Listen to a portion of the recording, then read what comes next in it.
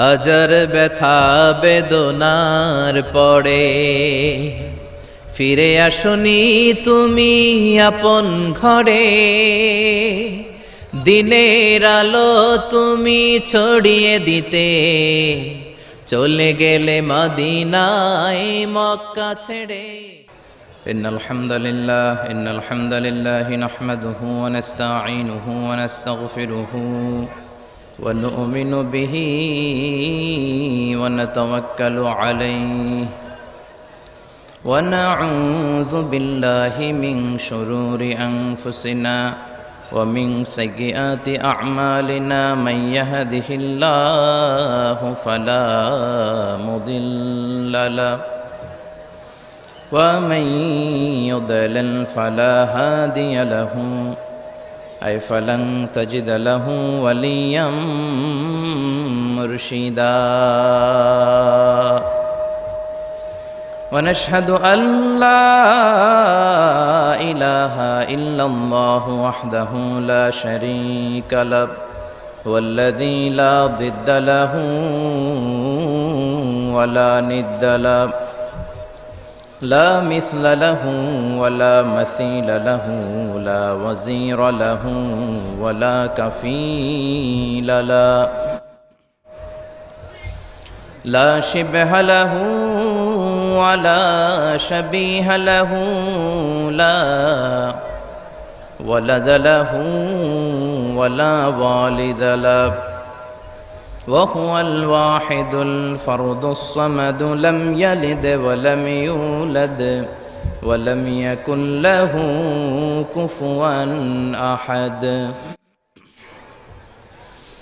ونشهد أن سيدنا ونبينا وحبيبنا وبشيرنا ونذيرنا وطبيبنا وطبيب أرواحنا وحبيبنا وحبيب ربنا محمدا عبد الله ورسوله أرسله بالحق بشيرا ونذيرا وداعيا إلى الله بإذنه وسراجا منيرا. أما بعد فقد قال الله تعالى في كلامه المجيد وفي فرقانه الحميد أعوذ بالله من الشيطان الرجيم بسم الله الرحمن الرحيم تبارك الذي بيده الملك وهو على كل شيء قدير إن الله وملائكته يصلون على النبي يا أيها الذين آمنوا صلوا عليه وسلموا تسليما. اللهم صل على وعلى آل سيدنا مولانا محمد. সবাই মহাব্বতের সাথে জোরে জোরে আওয়াজ করে পড়ুন আল্লাহুম্মা সাল্লি আলা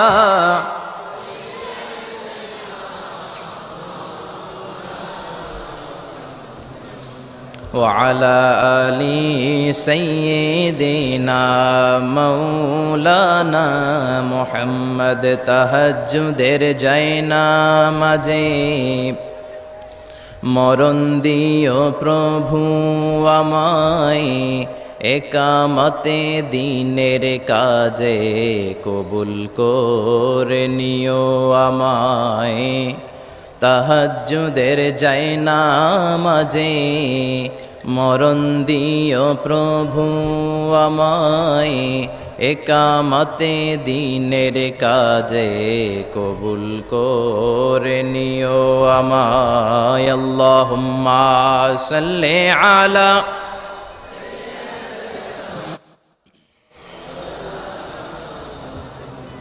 وعلى آل سيدنا مولانا محمد ওগো রাসূল, প্রিয় রাসূল, প্রাণের রাসূল, ওগো রাসূল, প্রিয় রাসূল, প্রাণের রাসূল, তোমারই জন্যে এ বিশ্বে মোরা আলো পেয়েছি, পেয়েছি কুল।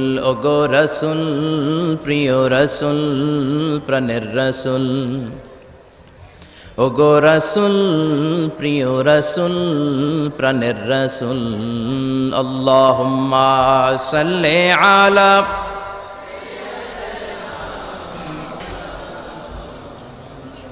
وعلى آل سيدنا مولانا محمد لا إله إلا الله لا إله إلا الله جور لا إله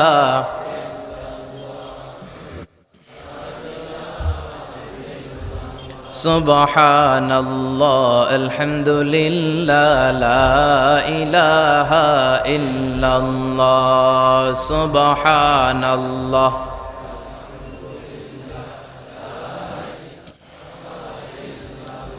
আল্লাহ নামের জিকির করবে যারা, আল্লাহর কাছে প্রিয় তারা, আল্লাহর কাছে প্রিয় যারা, জান্নাতে প্রবেশ করবে তারা। জোরে লা ইলাহা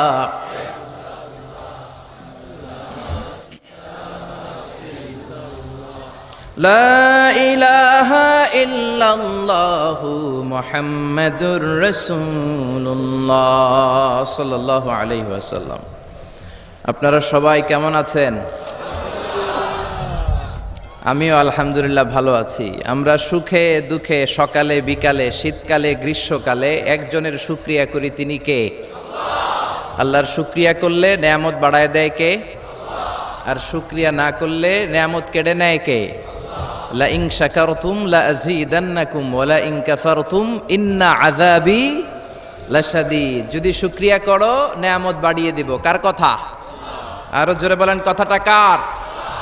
শুকরিয়া করলে তিনি নেয়ামত বাড়িয়ে দেন, আর কুফরি করলে শুধু নেয়ামত কেড়েই নেন না, শাস্তি দেন, পানিশমেন্ট দেন। আর আল্লাহর পানিশমেন্ট হজম করার ক্ষমতা আমাদের নাই। চিল্লায় বলেন ঠিক কিনা? বিশ্বনবী সাল্লাল্লাহু আলাইহি ওয়াসাল্লাম মক্কার সবচেয়ে বড় কুস্তিগির রুকানাকে ধরে মাটিতে 3টা আছাড় মেরেছিলেন। তো কুস্তি লাগার আগে বিশ্বনবী কুস্তি খেলতে চায় না, কিন্তু রুকানা বলে তুমি কুস্তি না খেললে আমি কালেমা পড়বো না। বিশ্বনবী রহমতের নবী, দয়ার নবী, মায়ার নবী ভাবলেন একজনের সাথে কুস্তি লাগলে সে যদি কালিমা পড়ে মুসলমান হয়ে জাহান্নাম থেকে বাঁচে, তাহলে কুস্তি লাগতে দোষ কোথায়? তো কুস্তির জন্য প্রস্তুত হলেন। বিশ্বনবীও প্রস্তুত, রুকানাও প্রস্তুত। তো রুকানা বলে মুহাম্মদ তুমি আগে মারো। বিশ্বনবী বললেন আমি আগে মারলে ওই মায়ের তুই হজম করতে পারবি না। কারণ বিশ্বনবীর এক হাতের ভেতরে জান্নাতের 40 জনের শক্তি ঢুকিয়ে দিয়েছে কে? সাহাবারা বলতেন আমরা যখন বিশ্বনবীর সাথে ঘোড়া হাঁকাতাম, বিশ্বনবী ঘোড়া টান দিলে বিশ্বনবী 2-3 সেকেন্ডের মধ্যে কত মাইল যে সামনে চলে যেতেন, সামনে ধোঁয়া আর বালু ছাড়া মরুভূমিতে কিচ্ছু দেখা যেত না। তো বিশ্বনবীর হাতের মায়ের যেমনি কেউ হজম করতে পারে না, আল্লাহও যদি পানিশমেন্ট দেয়, শাস্তি দেয়, ওই শাস্তি হজম করার শক্তি আমাদের নাই। চিল্লায় বলেন ঠিক কিনা? কারণ আল্লাহ বলে ইন্না বাতশা রাব্বিকা লাশাদীদ, আমি আল্লাহর পাকড়াওটা বড় কঠিন। আমি আল্লাহ সব সময় ধরি না, কিন্তু ধরলে ধরে না, ধরলে আল্লাহ ফেরাউনকে ধরে না, কিন্তু যখন ধরছে তখন নমরুদরে ধরে না, কিন্তু যখন ধরছে তখন। এখনো যদি কেউ বান্দরামি করে, ওরেও আল্লাহ ধরে না, কিন্তু যখন ধরবে তখন ছাড়বে। আব্রাহারে ধরে না, কিন্তু আবাবিল পাখি দিয়ে যখন টাইট করে ধরলেন তখন আব্রাহারে কেউ বাঁচাতে পারে নাই, ঠিক কিনা? আবার কাবা ভাঙতে এলে পাঠাও আবাবিল, দাও খোদা দাও আমায় আবার, ওমর দারাজ দিল, দাও খোদা দাও আমায় আবার, ওমর দারাজ দিল। চিল্লায় পড়েন আল্লাহু আকবার। এজন্য সবসময় শুকরিয়া করব কার?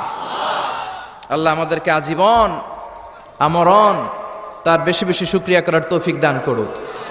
তাহলে আপনারা সবাই ভালো আছেন না? শীত লাগে? লাগে না? আমি শীতে কাঁপতেছি কয় লাগে না। তাহলে মাফলার পরছেন কেন? হ্যাঁ, চাদর গায়ে দিছেন কেন? সত্যি করে বলেন, শীত লাগে? এবার আবার কয় লাগে। আসলে কোনটা সঠিক, আগেরটা না এখনকারটা? এই শীতের কথাও কোরআনে আছে না নাই? রিহলাতাশ শীতাই ওয়াস সাইফ। কুরাইশরা বছরে দুইবার বিজনেস করতে বেরোতো, একটা শীতকালে আর একটা গ্রীষ্মকালে। শীতের কথাও আল্লাহ কোরআনে দিয়েছেন। তো আলহামদুলিল্লাহ, আল্লাহ আমাদেরকে ভালো রেখেছে। আড়াইবাড়ি দরবার শরীফের উদ্যোগে আজকের ৮০তম বিশাল ইসালে সওয়াব ও তাফসিরুল কোরআনের মাহফিলের মুহতারাম সভাপতি আমার প্রিয় নানা ভাই অধ্যক্ষ গোলাম সরোয়ার সাঈদী পীর সাহেব, আড়াইবাড়ি দরবার। আল্লাহ আমার প্রিয় নানা ভাইকে তুমি কবুল করে নাও। তিনি যেভাবে কোরআনের আলোকে গোটা বাংলাদেশ সহ গোটা বিশ্বে ছড়িয়ে দিচ্ছে, এর ধারাবাহিকতা আল্লাহ তুমি অটুট রাখো, তাকে তুমি সুস্থ রাখো। আমার আরেক নানা ভাই আড়াইবাড়ির পিসাব কুমিল্লা, উনি খুব অসুস্থ, হার্টে 3টা রিং পরানো হয়েছে। আল্লাহ তুমি ওনাকেও সুস্থ করে দাও। কেউ অসুস্থ হলে বিশ্বনবী পড়তেন আল্লাহুম্মা রাব্বান নাস আযহিবিল বাস ইশফি আনতা শাফি লা শিফা ইল্লা শিফাউক শিফাউন লা ইগাদিরু সাকামা। আবার পড়তেন আসআলুল্লাহাল আযীম রাব্বাল আরশিল আযীম আন ইয়াশফিয়াহ। এজন্য অসুস্থ হলে এই দোয়াগুলো পড়বেন, তাহলে সুস্থ করে দিবে কে? তাবিজ তোমার ঝুলানো যাবে না। অনেকে অসুস্থ হইলেই তাবিজ ঝুলায়, আসে না নাই? বিশ্বনবী 4 মাস, কোন বর্ণনায় 6 মাস অসুস্থ ছিলেন। লাবিদ ইবনুল আসাম, ইহুদিদের মিত্র, বিশ্বনবীকে ব্ল্যাক ম্যাজিক করেছে, কিন্তু বিশ্বনবী তাবিজ ঝুলান নাই। পরে মুআউযিজাতান, সূরাতুল ফালাক, সূরাতুন নাস নাজিল করে দিল কে? বিশ্বনবী পড়ে ফু দিলেন, বিশ্বনবী সুস্থ হয়ে গেল। চিল্লায় পড়েন আল্লাহু আকবার। এজন্য যারাই আজকের প্রোগ্রামে এসেছেন, আল্লাহ তাদের সবাইকে ভালো রাখুক, সুস্থ রাখুক। যত অসুস্থ আছে তাদের সবাইকে আল্লাহ শিফায়ে কামেলা নসিব করুক, আমরা পড়ি আমিন। আজকের মাহফিলে আসতে পেরে আমরা খুশি না বেজার? কম না বেশি? আমরা সবাই খুশি, পরিমাণে বেশি। আওয়াজ করে পড়েন আল্লাহু আকবার। আমরা শুরুতেই ফরমালি আল্লাহ তাআলাকে থ্যাঙ্কস জানাই যে আল্লাহ তাআলা এরকম চমৎকার পরিবেশে কোরআন শোনার জন্য আমাদেরকে বসার তৌফিক এনায়েত করলেন। আমরা সবাই পড়ে নিচ্ছি কালিমাতুশ শুকুর, আলহামদুলিল্লাহ। আওয়াজ করে পড়েন রব্বানা লাকাল হামদ হামদান কাসীরান তাইয়্যিবান মুবারাকান ফীহি ইয়া রাব্বি লাকাল হামদু কামা ইয়ানবাগি লিজালালি ওয়াজহিকা ওয়া আযীমি সুলতানিকা। লাকাল হামদু বিল ঈমান, লাকাল হামদু বিল ইসলাম, লাকাল হামদু বিল কোরআন। আমরা প্রশংসা করলাম কার? জিকির করলাম কার? আল্লাহর নামটা জপতে কেমন লাগে? আল্লাহর তার সুন্দর নামগুলো ধরে ধরে ডাকতে কেমন লাগে? আপনার অন্তরের যত জ্বালা যন্ত্রণা মিটিয়ে দিতে পারে একজন, তিনি কে? হিন্দুরা ডাকে কৃষ্ণাকে, আমরা ডাকি আল্লাহকে। হিন্দুরা বলে जो तो मिटाना चाहे जीवन का तृष्णा सुबह शाम बोल बंदे कृष्णा कृष्णा कृष्णा। কিন্তু আমরা বলি जो तो मिटाना चाहे जीवन का जाला सुबह शाम बोल बंदे अल्लाह अल्लाह अल्लाह। ঠিক কি না? এজন্য আমাদের অন্তরের জ্বালা মেটাতে পারে একজন, তিনি কে? কেউ যেটা পারে না পারে কে? কেউ যেটা দেখে না দেখে কে? কেউ যেটা দেয় না দেয় কে? আমাদের মাথার উপরে কি বিশাল আকাশ, এক আকাশের চেয়ে আরেক আকাশ বড়। তার উপরে কোরআনের বাড়ি লৌহে মাহফুজ, সিদরাতুল মুনতাহা, ফেরেশতাদের কিবলা বাইতুল মামুর, তার উপরে আল্লাহর আরশ, তার উপরে আল্লাহর কুরসি। ওই কুরসির উপর থেকে 70,000 নূরের পর্দা, সেখান থেকে আল্লাহ আমাদের উপর রহমত নাজিল করেন। এত উপর থেকে সপ্ত জমিনের নিচেও কোনো পিপিলিকা যদি নীরবে নিঃশব্দে হেঁটে যায়, আল্লাহ ওই পিঁপড়ার পায়ের আওয়াজটাও শুনতে পায়। সুবহানাল্লাহ বাড়িতে যে বললেন, আরো জোরে পড়েন সুবহানাল্লাহ। আসেন সে আল্লাহর নামের আমরা বড়ত্ব ঘোষণা করি। আল্লাহ বলেন রব্বাকা ফাকাব্বির, নবী আপনি আপনার রবের নামের বড়ত্বের ঘোষণা দেন। আসেন আল্লাহর নামের 3টা তাকবীর দিয়ে আমরা সরাসরি কোরআন থেকে শুনবো, ইনশাআল্লাহ। পড়েন। প্রথম তাকবীর দিবেন বিবাহিতরা, দ্বিতীয় তাকবীর দিবেন অবিবাহিতরা, তৃতীয় তাকবীর দিবেন সবাই মিলে। বিবাহিত বনাম বিবাহিত না করলে আজকে আপনাদের জড়তা কাটবে না। বিবাহিতরা হাত তোলেন তো দেখি। আপনাদের দলে আমিও আছি, ইনশাআল্লাহ। হাত নামান। অবিবাহিত কারা আসছে দেখি? ওরে আল্লাহ, এটা দেখি অবিবাহিতদের মাহফিল। মাশাআল্লাহ, হাত নামাও। আমি লিল্লাহি তাকবীর পড়লে প্রথমে আমার বিবাহিত বাজানরা পড়বেন আল্লাহু আকবার, এরপর অবিবাহিতরা পড়বেন দ্বিতীয় পর্যায়ে আল্লাহু আকবার, আর তৃতীয় পর্যায়ে আজকে সবাই মিলে আমরা তাকবীর দিয়ে গলা ফাটাই দিব। পারা যাবে মুসলমান? শুরুতে বিবাহিতরা রেডি হন। বিবাহিত ভাইরা রেডি? রেডি? ওনারা যে রেডি এটাও কইতে পারে না রেডি। এদের আওয়াজ শুনে মনে হচ্ছে মহিলা সমাবেশে ওয়াজ করতেছি। মহিলা সমাবেশ হয় কসবাতে, মহিলা সমাবেশে এদিকে একটা পর্দা থাকে, আমি কাউরে দেখি না, আমি ওয়াজ করতেই থাকি আর হনতেই থাকে, কোনো সুবহানাল্লাহ নাই, আলহামদুলিল্লাহ নাই, কোনো আওয়াজ নাই। তো মনে হচ্ছে যে মহিলা সমাবেশ। আপনারা সামনে যারা বসা মহিলা না পুরুষ? পুরুষ এটাও কইতে পারলো না। চিৎকার করে বলেন মহিলা না পুরুষ? শুধু পুরুষ না সুপুরুষ? শুধু কি সুপুরুষ না ইমানদার সুপুরুষ? ইমানদার সুপুরুষের তাকবীরের আওয়াজ তো আকাশ বাতাস চন্দ্র সূর্য ভেদ করে আল্লাহর আরশে যে ধাক্কা লেগে যায়। তো শুরুতে বিবাহিত ভাইরা রেডি? গলা ফাটিয়ে তাকবীর দেওয়া যাবে? আমি পড়বো লিল্লাহি তাকবীর, প্রথম পর্যায়ে বিবাহিতরা পড়বে আল্লাহু আকবার। অনেকে কাশি দিয়ে গলা ঠিক করতেছে। তো বিবাহিত ভাইরা তাকবীর দেন, অবিবাহিতরা চুপ থাকো। বিবাহিত ভাইরা পড়েন লিল্লাহি তাকবীর। মাশাআল্লাহ, অনেক আওয়াজ হয়েছে, খারাপ না একেবারে। কি বলেন? খারাপ না, চলে চলে, আলহামদুলিল্লাহ। এবার অবিবাহিতরা, অবিবাহিত ভাইয়েরা কি রেডি?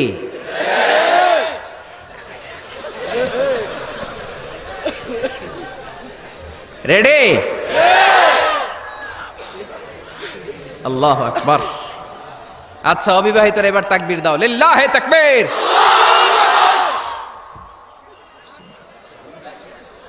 তিন শূন্য গোল। এবার বিবাহিত অবিবাহিত কোনো কথা নাই, আমরা সবাই মিলে 3টা তাকবীর দেব, যাতে আড়াইবাড়ি দরবারের এই প্যান্ডেল কেঁপে কেঁপে ওঠে আমার আল্লাহর নামে। জোরে বলেন ঠিক কিনা? তাকবীর নাম্বার 1, লিল্লাহি তাকবীর, লিল্লাহি তাকবীর, লিল্লাহি তাকবীর। আল্লাহ যদি কিয়ামতের দিন বলে, যা তুই আমার নামে তাকবীর দিয়েছিস, তোরে আমি মাফ করে দিলাম, আমরা আল্লাহর কাছে শুধু মাফ চাই, নাজাত চাই, ঠিক কিনা? আর কিছু যে চাই না আমি, চাই গো নাজাত।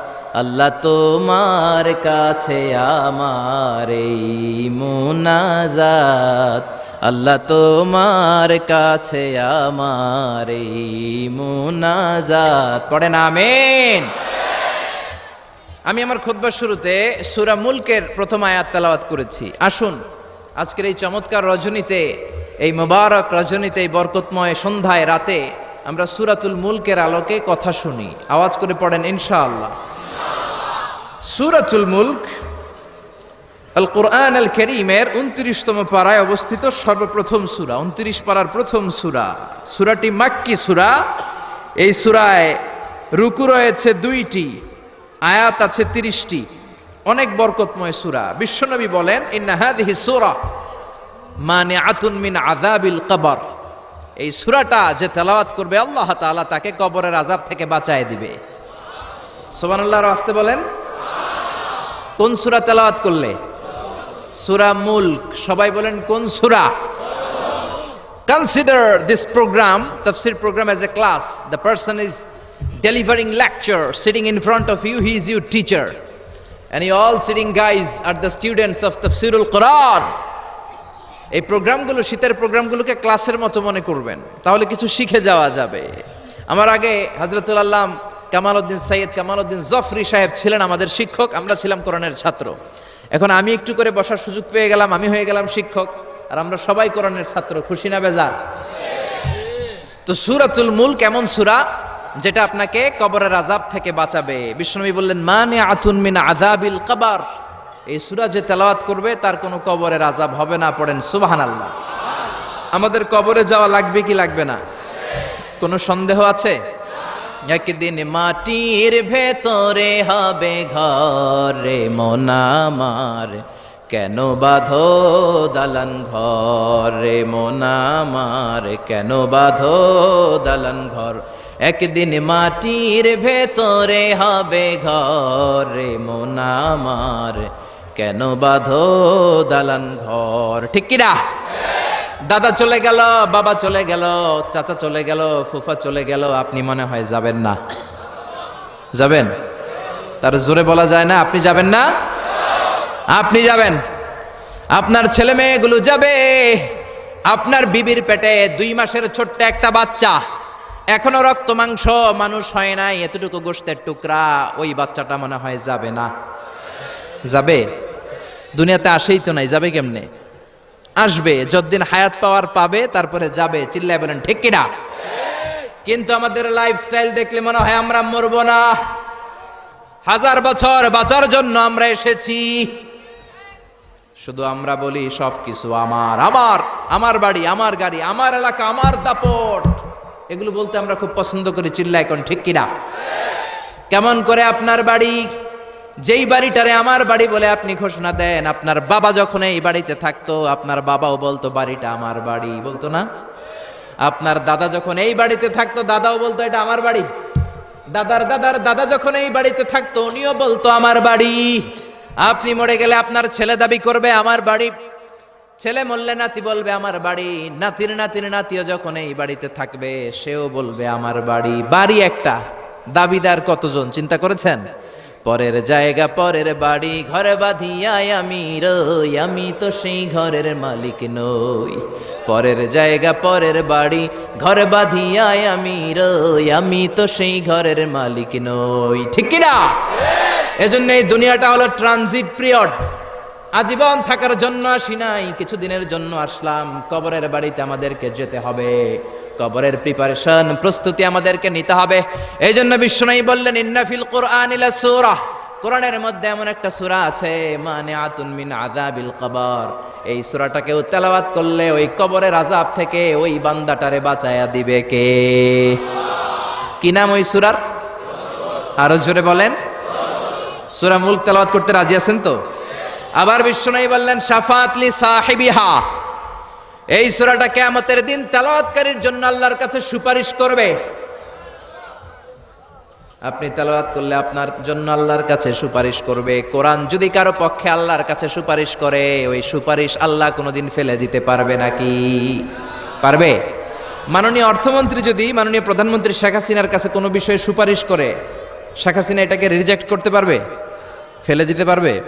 কারণ অর্থমন্ত্রীর সুপারিশ। চিল্লায় বলেন ঠিক কিনা? তেমনি কোরআন যদি কিয়ামতের দিন আপনার পক্ষে আল্লাহর কাছে সুপারিশ করে, কোরআনের সুপারিশও কবুল করে নিবে কে? আবার বিশ্বনবী বললেন খাসামাত আন সাহিবিহা, এই সূরাটা কিয়ামতের দিন তেলাওয়াতকারীর পক্ষ নিয়ে আল্লাহর সাথে ডিবেট করবে, ঝগড়া করবে, তর্ক করবে। আল্লাহর সাথে ডিবেট, আল্লাহর সাথে ঝগড়া, সাহস বেশি না কম? জোরে বলেন। আল্লাহর সাথে ঝগড়া করবে, তর্ক করবে, কতক্ষণ? হাত্তা আদখালাহুল্লাহুল জান্নাহ, যতক্ষণ না আল্লাহ তাআলা এই সূরার তেলাওয়াতকারীকে জান্নাতে ঢুকিয়ে না দেয় ততক্ষণ এই সূরা আল্লাহর সাথে তর্ক করতেই থাকবে। চিল্লায় সবাই পড়েন আল্লাহু আকবার। এজন্য বিশ্বনবী বলতেন মান ক্বারা বিহা ফি লাইলাতিন ফাকাদ আকসারা ওয়া আতাবা, রাত্রি বেলা এই সূরাটা যে তেলাওয়াত করবে তার আমলনামাটা সওয়াব দিয়ে পরিপূর্ণ করে দিবে কে? এখন দিন নাকি রাত? জোরে বলেন। এখন সূরাতুল মুলকের তাফসীর শুনলে প্রত্যেকের আমলনামাটারে সওয়াব দিয়ে পূর্ণ করে দিবে কে? এজন্য বিশ্বনবী বলতেন আমি চাই আমার প্রতিটা উম্মতের হৃদয়ে এই সূরাটা গাঁথা থাক, আমি চাই আমার প্রতিটা উম্মতের সিনার ভিতরে সূরাতুল মুলকটা মুখস্থ থাক, আমি চাই আমার প্রতিটা উম্মতের কলিজার ভিতরে এই সূরাটা হিফজ করা থাক। পড়েন সুবহানাল্লাহ। এজন্য বিশ্বনবীর উম্মত হিসেবে এই সূরাতুল মুলক আমাদের মুখস্থ থাকার দরকার আছে না নাই? জোরে বলেন। সূরা মুলক মুখস্থ করতে রাজি আছেন? যে কয়েকজন ইনশাল্লাহ বলছেন শুধু তারা করবেন, বাকিরা করবেন না। সূরাতুল মুলক মুখস্থ করতে রাজি আছেন সবাই? এই সূরার মাত্র 30টা আয়াত। কয়টা? এক মাসে কয়দিন? আপনাদের এই আড়াইবাড়ি এলাকায় কয়দিন? এদিকে 30 দিন। তাহলে প্রতিদিন যদি একটা করে আয়াত মুখস্থ করেন, পুরা সূরাটা মুখস্থ করতে লাগবে কয়দিন? জোরে বলেন না। তাহলে আগামী এক মাসে আমরা এই সূরাতুল মুলক মুখস্থ করে ফেলবো। রাজি আছেন? রাজি আছেন সবাই? আল্লাহ তুমি কবুল করো। এখন পড়া শোনাবেন কার কাছে? এটা আপনাদের হোমওয়ার্ক, বাড়ির কাজ, হোম টাস্ক, আল ওয়াজিব আল মানজিলি। এক মাস পরে তো আমি থাকবো না, আমি তো ওয়াজ করে চম্পট। তো পড়া শোনাবেন এলাকার ইমাম সাহেবদের কাছে, খতিব সাহেবদের কাছে, হাফেজ সাহেবদের কাছে। বলবেন আজহারি ভাই এসেছিল, এসে সূরাতুল মুলক আমাদেরকে পড়া দিয়ে গেছে। মুখস্থ করতে রাজি আছেন সবাই? সবাই রাজি? দিস সূরা is an eye opener for you. এই সূরাটা আপনার চোখকে খুলে দিবে, আপনার চিন্তার জগতে একটা আন্দোলন তৈরি করবে, আপনার ঘুমন্ত বিবেককে জাগিয়ে তুলবে। সুবহানাল্লাহ পড়েন। নাস্তিকদের জন্য এই সূরার ভেতরে আল্লাহ তাআলা কিছু ডোজ দিয়ে দিয়েছে, কিছু মেডিসিন। এজন্য এই সূরার আলোকে আমরা জানার চেষ্টা করব কি কি মেডিসিন আল্লাহ নাস্তিকদের জন্য দিলেন। আমরা আল্লাহকে বিশ্বাস করি তাই আমরা আস্তিক, আর যারা বিশ্বাস করে না তারা কি? বাংলার জমিনে এরকম কিছু নাস্তিক আছে না নাই? নতুন এক নাস্তিক এসেছে, আসাদ নূর, ঠিক কিনা? ফেসবুকের লাইভে এসে সে বলেছে প্রতিদিন নাকি সকালবেলা কোরআনের উপরে পেশাব করবে। এটা কি মানুষ না অমানুষ? এটা জাহান্নামের নরকীট আর পিতৃ পরিচয়হীন জারদ সন্তান। জোরে বলেন ঠিক কিনা? বাংলাদেশ সরকারের উচিত এই বেয়াদবটাকে আইনের আওতায় আনা, বিচারের আওতায় আনা, বিশাল সমাবেশ করে লক্ষ মানুষের সামনে ফাঁসির রশিতে ঝুলিয়ে দেয়া। এই বেয়াদবটাকে শেল্টার দিচ্ছে মুফাসসিল ইসলাম ইংল্যান্ড থেকে আরেক নাস্তিক, উল্লুক্কা পাঠা। গভর্নমেন্টের উচিত এই বেয়াদবটাকেও আইনের আওতায় এনে ইন্টারপোলের পুলিশের মাধ্যমে ওই বেয়াদবটাকেও ফাঁসি দেয়া। চিল্লায় বলেন ঠিক কিনা? 92% মুসলিম যে দেশে বসবাস করে ওই দেশে বসে কোরআনকে গালি দেওয়ার স্পর্ধা তোর আসলো কোত্থেকে? চিল্লায় এখন ঠিক কিনা? এজন্য আমাদেরকে এক থাকতে হবে, ন্যাক থাকতে হবে। কোরআনের বিরুদ্ধে কথা বললে তাদেরকে কোনো ধরনের চান্স দেয়া যাবে না। চিল্লায় এখন ঠিক কিনা? যারা কোরআনের গালি দেয় তারা এই জমিনটা চিনে নাই। এই জমিন পীর আউলিয়াদের জমিন, এই জমিন দাড়িওয়ালাদের জমিন, টুপিওয়ালাদের জমিন, এই জমিন আলিয়া মাদ্রাসার জমিন, কৌমি মাদ্রাসার জমিন, এই জমিন টঙ্গীর তুরাকপাড়ের বিশ্ব ইস্তেমার জমিন। জোরে কোন ঠিক কিনা? এদেশে আর কিছু থাকবা না থাক, আমার কোরআন থাকবেই। আর কিছু থাকবা না না থাক, হাক্কানি দরবারগুলো থাকবেই। যে দেশে আল্লাহু আকবার ধ্বনির সাথে সকালে সূর্য ওঠে, আল্লাহু আকবার ধ্বনির সাথে সাথে সকালে সূর্য ডুবে, ও দেশে আর কিছু না থাক, আমার কোরআন থাকবেই। চিল্লা এখন ঠিক কিনা? ওই কোরআনের জন্য আমরা জীবন বাজি রাখতে রাজি আছি। চিল্লা এখন ঠিক কিনা? কারা কারা রাজি? দুহাত উঁচু করে আল্লাহর দেখা।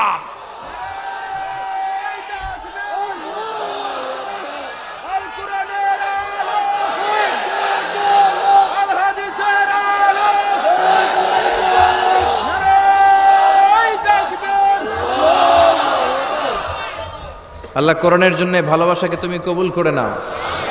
এই যে কোরআনের কথা শুনলে আমরা আবেগ আপ্লুত হয়ে যাই, এই দরদটাকে তুমি আমাদের নাজাতের ওসিলা বানাও। আরো জোরে পড়েন আমিন। এই সূরাটা আপনার চোখ খুলে দিবে। নাস্তিকদের জন্য আল্লাহ এই সূরাতে ডোজ দিয়েছে। নাস্তিকরা বলে আমরা স্রষ্টায় বিশ্বাস করি না, এর কারণ আনসিন ইজ নাথিং, যেটা দেখা যায় না ওইটা মানি না। নাস্তিকরা যে আল্লাহ তাআলাকে বিশ্বাস করে না, তাদের সবচেয়ে যুক্তি হচ্ছে আনসিন ইজ নাথিং, যেটা দেখা যায় না ওইটা বিশ্বাস করি না। তো নাস্তিককে জিজ্ঞেস করবেন, do you see the air in the atmosphere? এই যে বায়ুমণ্ডলে বাতাস, তুমি কি বাতাস দেখতে পাও? So why do you believe on that? তাহলে বাতাস না দেখলে বাতাসে বিশ্বাস করো কেন? Do you see the bad headache someone feel in his head? কেউ যখন মাথায় ব্যথা পায়, অনেকে এসে বলে হুজুর মাথার ব্যথায় মরে যাচ্ছে, একটু ফু দিয়ে দেন। ওর যে মাথায় ব্যথা আমি কি দেখতে পাচ্ছি? কথা বলেন। So why do you believe on that? তাহলে বিশ্বাস করো কেন? আরে মিয়া, তুমি তো তোমার নিজেরই দেখো না, নিজের স্রষ্টারে দেখবা কেমন করে? আমরা কি আমাদের চোখ দেখতে পাই আয়নার সাহায্য ছাড়া? জোরে বলেন। আমি কি আমার চোখ দেখতে পাচ্ছি? আপনারা আপনাদের চোখ দেখতে পাচ্ছেন? আপনারা আমারটা দেখতেছেন, আমি আপনাদেরটা দেখতেছি, কিন্তু আমরা কি আমাদেরটা দেখতে পাচ্ছি? সামনে আয়না না ধরলে আমরা আমাদের চোখ দেখি না। আপনি কি আপনার পিঠ দেখেছেন আয়নার সাহায্য ছাড়া? জোরে বলেন। আরে আয়না এনে দিলেও তো পিঠ দেখতে গেলে ঘাড় ভেঙে যাওয়ার সম্ভাবনা আছে, চিল্লা এখন ঠিক কিনা? এজন্য আল্লাহ ডেকে বলে, গোলাম আমারে দেখা যায় না। লা তুদরিকুহুল আবসার ওয়া হুয়া ইউদরিকুল আবসার ওয়া হুয়াল লাতীফুল খবীর। পৃথিবীর কোন চোখ আমি আল্লাহরে দেখে না, আমি আল্লাহর চোখ পৃথিবীর সবাইরে দেখে, ঠিক কি না? এজন্য আমারে দেখা যায় না। আমার সৃষ্টির দিকে নজর করে তাকা, আমার সৃষ্টির ভেতরে আমি আল্লাহর নিদর্শন আছে না নাই? কক্সবাজারে যান, the longest sea beach in the world, পৃথিবীর সবচাইতে বড় সমুদ্র সৈকত বাংলাদেশে দিয়ে দিয়েছে কে? 155 কিলোমিটার। এই সাগরের সামনে যখন দাঁড়াবেন, সাগরের ঢেউ তর্জন গর্জন যখন আপনার চোখে পড়বে, সাগরের দিকে তাকালে আপনি বুঝতে পারবেন এই সাগরেরও একজন স্রষ্টা মালিক আছে না নাই? পাহাড়ের দিকে নজর করলে বুঝবেন পাহাড়ের একজন স্রষ্টা আছে। মরুভূমির দিকে যদি তাকান আপনি বুঝতে পারবেন এই মরুভূমির একজন স্রষ্টা আছে। ঝর্ণার দিকে নজর করলে বুঝবেন এই ঝর্ণারও একজন মালিক আছে না নাই? ঝর্ণা ঝর্ণা ঝর্ণা রে, বলনা বলনা বলনা রে, কার বিরহে পাগল পাড়া তুই, কার মিলনে ফুল ফসলে ভরা রে তোর দুকুল ভুই, কার মিলনে ফুল ফসলে ভরা রে তোর দুকুল ভুই, ঝর্ণা ঝর্ণা ঝর্ণা রে, বলনা বলনা বলনা রে, কার বিরহে পাগল পাড়া তুই। পড়েন আল্লাহু আকবার। ঝর্ণার দিকে যদি তাকান অন্তরের চোখ নিয়ে, আপনার অন্তর আপনাকে সায় দিবে, বলে দিবে যে এই ঝর্ণা এমনি এমনি তৈরি হয় না, এই ঝর্ণারও একজন স্রষ্টা আছে না নাই? এজন্য নাস্তিকদের জন্য আল্লাহ এই সূরাতে ডোজ দিয়েছেন। কুফানগরীতে এক নাস্তিক ছিল, সে বলে আমি স্রষ্টাকে মানি না, যদি কেউ আমার সামনে এসে প্রমাণ করে দিতে পারে যে স্রষ্টা বলে একজন কেউ আছে আমি মেনে নিব। কুফার লোকেরা বলল, ইনদানা ইমাম ইসমুহু নু'মান ইবনু সাবিত, আমাদের একজন ইমাম আছে তার নাম নু'মান, উনি আমাদের ইমাম, আল ইমাম আল আযম আবু হানিফা। সুবহানাল্লাহ পড়বেন না? সবাই বলল তুমি নাস্তিক, তোমার ইমামে আযম আবু হানিফা নু'মান ইবনু সাবিত, উনি বুঝাইয়ে দিতে পারবে যে স্রষ্টা বলে একজন আছে। নাস্তিক বলে কই তোদের ইমাম, নিয়ে আয়। সময় দেয়া হলো জুমার নামাজের পরে দুপুর 2টায় কুফার একটা ময়দানে সাইয়েদনা ইমাম আবু হানিফা আর নাস্তিক একসাথে তর্ক করবে, ডিবেট করবে। সাইয়েদনা আবু হানিফা উনি আল্লাহর পক্ষে আর নাস্তিক আল্লাহর বিপক্ষে। তো যেদিন তর্কের ডেট করা হলো, হাজার হাজার মানুষ এসেছে, ওই নাস্তিকও এসেছে, আসে নাই শুধু ইমাম আবু হানিফা। 2টার দিকে এসে সবাই বসে আছে, আসে না। 2:30 বাজে, আসে না। 3টা বাজে, আসে না। 3:30 আসে না। 4টার দিকে দৌড়ায় আসছে। নাস্তিক বলে যেই লোকের সময় জ্ঞান নাই ওই লোকের সাথে কোনো তর্ক নাই। কথা শুনতেছেন? মনোযোগ আছে না গেছে? যার সময়ের জ্ঞান নাই তার সাথে তর্ক নাই। ইমাম আবু হানিফা বললেন, ইনদি উযর, আমার ওজর আছে, আই হ্যাভ এক্সকিউজ। কি এক্সকিউজ আছে? আবু হানিফা বলতে শুরু করলেন, আমি যখন ঘর থেকে বের হয়ে যাই আমার বাড়ির সামনে বিশাল একটা নদী পড়ে যায়, এই নদীটা পার হয়ে আসতে হয়। আজকে যে দেখি নদীর সামনে কোনো মানুষ নাই, কোনো নৌকা নাই, কেউ নাই। নদীর পাশেই বিশাল বড় একটা গাছ। হঠাৎ দেখলাম এমনি এমনি গাছটা কেটে 2 ভাগ হয়ে গেল। এমনি এমনি গাছ থেকে তক্তা বেরোয় জোড়া লেগে গেল। করাত ছাড়া, মিস্ত্রি ছাড়া কাঠগুলো অটোমেটিক্যালি লেগে লেগে নৌকা হয়ে গেল। মাঝি ছাড়া, লগি ছাড়া, বৈঠা ছাড়া এই নৌকাতে আমি উঠে বসলাম, নৌকা আমাকে নিয়ে টান দিয়ে সা করে নদীর উপার নিয়ে গেল। এই প্রসেসিংটা হতে আমার 2 ঘন্টা সময় লেগেছে। কয় ঘন্টা? নাস্তিক কয় তবে ইমাম গাঞ্জা খাইছে, গাঞ্জা। তোদের ইমাম গাঁজা খেয়েছে অথবা গত রাতে ঘুমায় নাই। সাইয়েদনা ইমাম আবু হানিফা বললেন, এমন কথা বলেন কেন? নাস্তিক বলে, মানুষ ছাড়া, করাত ছাড়া, মিস্ত্রি ছাড়া গাছ এমনি এমনি 2 ভাগ হয়ে যায় নাকি? এমনি এমনি তক্তা জোড়া লেগে যায় নাকি? কাঠের পিসগুলো জোড়া লেগে লেগে নৌকা হয়ে যায় নাকি? মাঝি ছাড়া, লগি ছাড়া, বৈঠা ছাড়া নদীর এপার থেকে নৌকা কাউকে নিয়ে ওপারে চলে যায় নাকি? ইমাম আবু হানিফা বললেন, now you are on the right track. এই তো আপনি লাইনে চলে আসছেন, এখন আপনার বোঝানো সহজ হবে আমার। সাইয়েদনা ইমাম আবু হানিফা বললেন, বুঝলাম, এমনি এমনি কিছু হয় না। এমনি এমনি তক্তা হয় না, এমনি এমনি নৌকা হয় না, এমনি এমনি মাঝি ছাড়া নৌকা চলে না। তাহলে আকাশটা কেমন করে এমনি এমনি হলো? জমিনটা কেমন করে এমনি এমনি হলো? মহাশূন্য কেমন করে এমনি এমনি হলো? নভমণ্ডল ভূমণ্ডল কেমন করে এমনি এমনি হলো? কার ইশারায় সাগর বয়ে যায়, কার ইশারায় ঝর্ণা চলে? চিল্লায় এখন সুবহানাল্লাহ। নাস্তিক বলে তাই তো, এইভাবে তো আমি ভেবে দেখি নাই, আসলেই তো আমি একটা উল্লুক্কা পাঠা, আমি তো চিন্তা করি না এইভাবে। নাস্তিক বলে, ও ইমাম, আপনি আমার ঘুমন্ত বিবেককে জাগিয়ে দিয়েছেন, আমার চোখ আপনি খুলে দিয়েছেন, আর দেরি করার দরকার নাই, আপনি আমারে পড়িয়ে দেন লা ইলাহা ইল্লাল্লাহু মুহাম্মাদুর রাসূলুল্লাহ সাল্লাল্লাহু।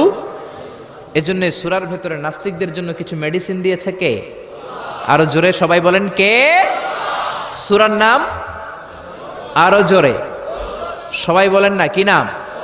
সূরা মুলক। মুলক মানে ক্ষমতা, মুলক মানে কি? মুলক মানে পাওয়ার, মুলক মানে অথরিটি, মুলক মানে সভরেন্টি। আল্লাহ শুরু করলেন তাবারাকাল্লাযী বিয়াদিহিল মুলকু ওয়া হুয়া আলা কুল্লি শাইইন কাদির। সুমহান সেই সত্তা যার হাতে ক্ষমতা, আর তিনি পৃথিবীর সব কিছু করার ব্যাপারে সক্ষমতা রাখেন। সুবহানাল্লাহ। আল্লাহ শুরু করলেন তাবারাকা দিয়ে, তাবারাকাল্লাযী বিয়াদিহিল মুলক। সুমহান সেই সত্তা যার হাতে ক্ষমতা। ক্ষমতা কার হাতে? সবাই বলেন কার হাতে? নাকি আপনাদের হাতে? আপনারা তো বলেন ক্ষমতা আপনাদের হাতে, বলেন না? জনগণ সকল ক্ষমতার উৎস, বলেন না? এটা রাষ্ট্রীয় কুফুরি, রাষ্ট্র থেকেও কিছু কুফুরি আমাদেরকে শেখানো হয়। এজন্য রাষ্ট্রের সব সিগন্যাল মেনে নেওয়া যাবে না। চিল্লা এখন ঠিক কিনা? জনগণ সকল ক্ষমতার উৎস নয়, সকল ক্ষমতার উৎস হচ্ছে একজন, তিনি কে? একটু খেয়াল করে বুঝে উত্তর দেন। কেমন করে আপনি ক্ষমতার উৎস হন? আপনার যখন পেটে ব্যথা হয়, আপনি বিছানায় গড়াগড়ি খান কি খান না? ডায়রিয়া হলে চিল্লাচিল্লি করেন কি করেন না? তো আপনি না ক্ষমতার উৎস, আপনি চিল্লাচিল্লি করেন কেন? 3 বার ডায়রিয়ার কারণে টয়লেটে গেলে 4র্থবার আর চেহারার দিকে তাকানো যায় না। 5 বার বাথরুমে গেলে বাইরে একা আই আর হাইতান্ন আই মরি যাইউম। তো হাইতান্ন কিল্লাই? আপনার ক্ষমতার মালিক। ডায়রিয়া হলে আপনি টয়লেট থেকে বের হয়ে বলবেন আমি ক্ষমতার মালিক, এই জন্য আমার ডায়রিয়া হয়েছে। আসলে আমরা ক্ষমতার মালিক নই, ক্ষমতার মালিক একজন, তিনি কে? আমরা হলাম সবাই দুর্বল। ওয়া খুলিকাল ইনসানু দাঈফা। আমাদেরকে দুর্বল বানিয়ে আল্লাহ তৈরি করেছেন। শুধু আমরাই দুর্বল নই, আমরা দুর্বলের ঘরের দুর্বল। আমরা দুর্বল, আমাদের বাবাও দুর্বল, দাদাও দুর্বল, তার মানে দুর্বলের ঘরের, দুর্বলের ঘরের আমরা তো দুর্বল। রিকশার টায়ার পাংচার হলে আমরা বাজারে লাভ দিয়ে উঠি, লাভ দেন না? আমি কত লাভ দিছি? আমি তো এক জেলা থেকে আরেক জেলায় তাফসীর প্রোগ্রামের কারণে যাওয়া লাগে, তো মাঝ রাতে মাঝে মাঝে ট্রাকের চাকা টায়ার পাংচার হয়ে যায়, তো লাভ দিয়ে উঠি। রিকশাওয়ালারে বলি কিরে, ড্রাইভারে বলি কিরে কিসের আওয়াজ? বলে হুজুর ট্রাকের টায়ার পাংচার হয়ে গেছে, লাভ দিয়ে উঠি। কোনো ক্ষমতা নাই। পিছন থেকে কেউ যদি বলে হুজুর মাহফিলের প্যান্ডেলে সাপ, ফস, খুঁজে পাওয়া যাবে? আপনারা থাকলো আমি দৌড় দুমে এসি বাদিয়া, সাসা আপন প্রাণ বাসা। 3-4টা ভাউয়া ব্যাং যদি কেউ ছেড়ে দেয়, এখানে একটা ওইদিকে একটা ওইদিকে একটা, ব্যাং আর কি লাভ দিবে? তার সে 3 ডবল লাভ দিয়ে আপনারা পালাবেন, ঠিক কিনা? তাহলে আসলে আমাদের কোনো ক্ষমতা নাই, ক্ষমতার মালিক হলো একজন, তিনি কে? এজন্য রব্বুল আলামিন বলেন তাবারাকাল্লাযী বিয়াদিহিল মুলকু ওয়া হুয়া আলা কুল্লি শাইইন কাদির। সুমহান সেই সত্তা যার হাতে ক্ষমতা। ক্ষমতা কার হাতে? আমাদের কোনো ক্ষমতা নাই, আমরা নকল ক্ষমতার মালিক, আসল ক্ষমতার মালিক একজন, তিনি কে? আমাদের যে ক্ষমতা নাই, এটা ভূমিকম্প হলে টের পাওয়া যায়। রাত 3টার দিকে যখন ভূমিকম্প হয়, সব লোক বিল্ডিং থুয়ে দেয় দৌড়। ভাড়াটিয়াও দৌড়, বাড়িওয়ালাও দৌড়। কসবা এলাকার বাড়িওয়ালারা মনে হয় দৌড় দেয় না, কথা বলেন? ভাড়াটিয়াও দৌড় দেয়, বাড়িওয়ালাও দৌড় দেয়। চিল্লায় বলেন ঠিক কিনা? রাত 3টায় যখন ভূমিকম্প হয়, পুলিশের প্রধানও দৌড় দেয়, বাস্তবে তো র্যাবের প্রধানও দৌড় দেয়, প্রেসিডেন্টও দৌড় দেয়, শুধু প্রধানমন্ত্রী দৌড় দেয় না। দেয়? আমি কই নাই কিন্তু, আপনারা কইছেন। দোষ আপনাদের। আমার কোনো দোষ নাই, আমি প্রধানমন্ত্রীর কিছু বলি নাই। চাচা আপন প্রাণ বাঁচা। রাতে ভূমিকম্প হলে দৌড় দিতে হয়, চিল্লায় বলেন ঠিক কিনা? 2004 সালে বরিশালে প্রথমে গেলাম বাসে, ফিরে আসতেছি লঞ্চে, নদীর মাঝখানে তুফান, জাহাজ ডুবে যাবে। ওই দিন চিনলাম আল্লাহ কারে কয়, আল্লাহ কেসকো কাতে হে। ওই দিন লঞ্চের শুধু মুসলমানেরাই আল্লাহরে ডাকে নাই, হিন্দুরাও জিকির করছে কার? ওই দিন সবার মুখে একটা জিকির ছিল, লা ইলাহা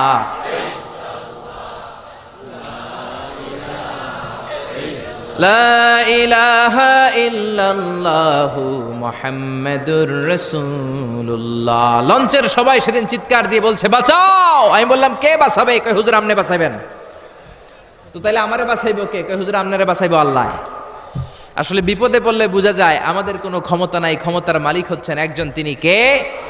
এজন্য রাব্বুল আলামিন বলেন, কুলিল্লাহুম্মা মালিকাল মুলকি তুতিল মুলকা মান তাশাউ ওয়া তানজিউল মুলকা মিম্মান তাশা ওয়া তুইজ্জু মান তাশাউ ওয়া তুযিল্লু মান তাশাউ বিয়াদিকাল খায়র ইন্নাকা আলা কুল্লি শাইইন কাদির। ও আল্লাহ, আপনি ক্ষমতার মালিক।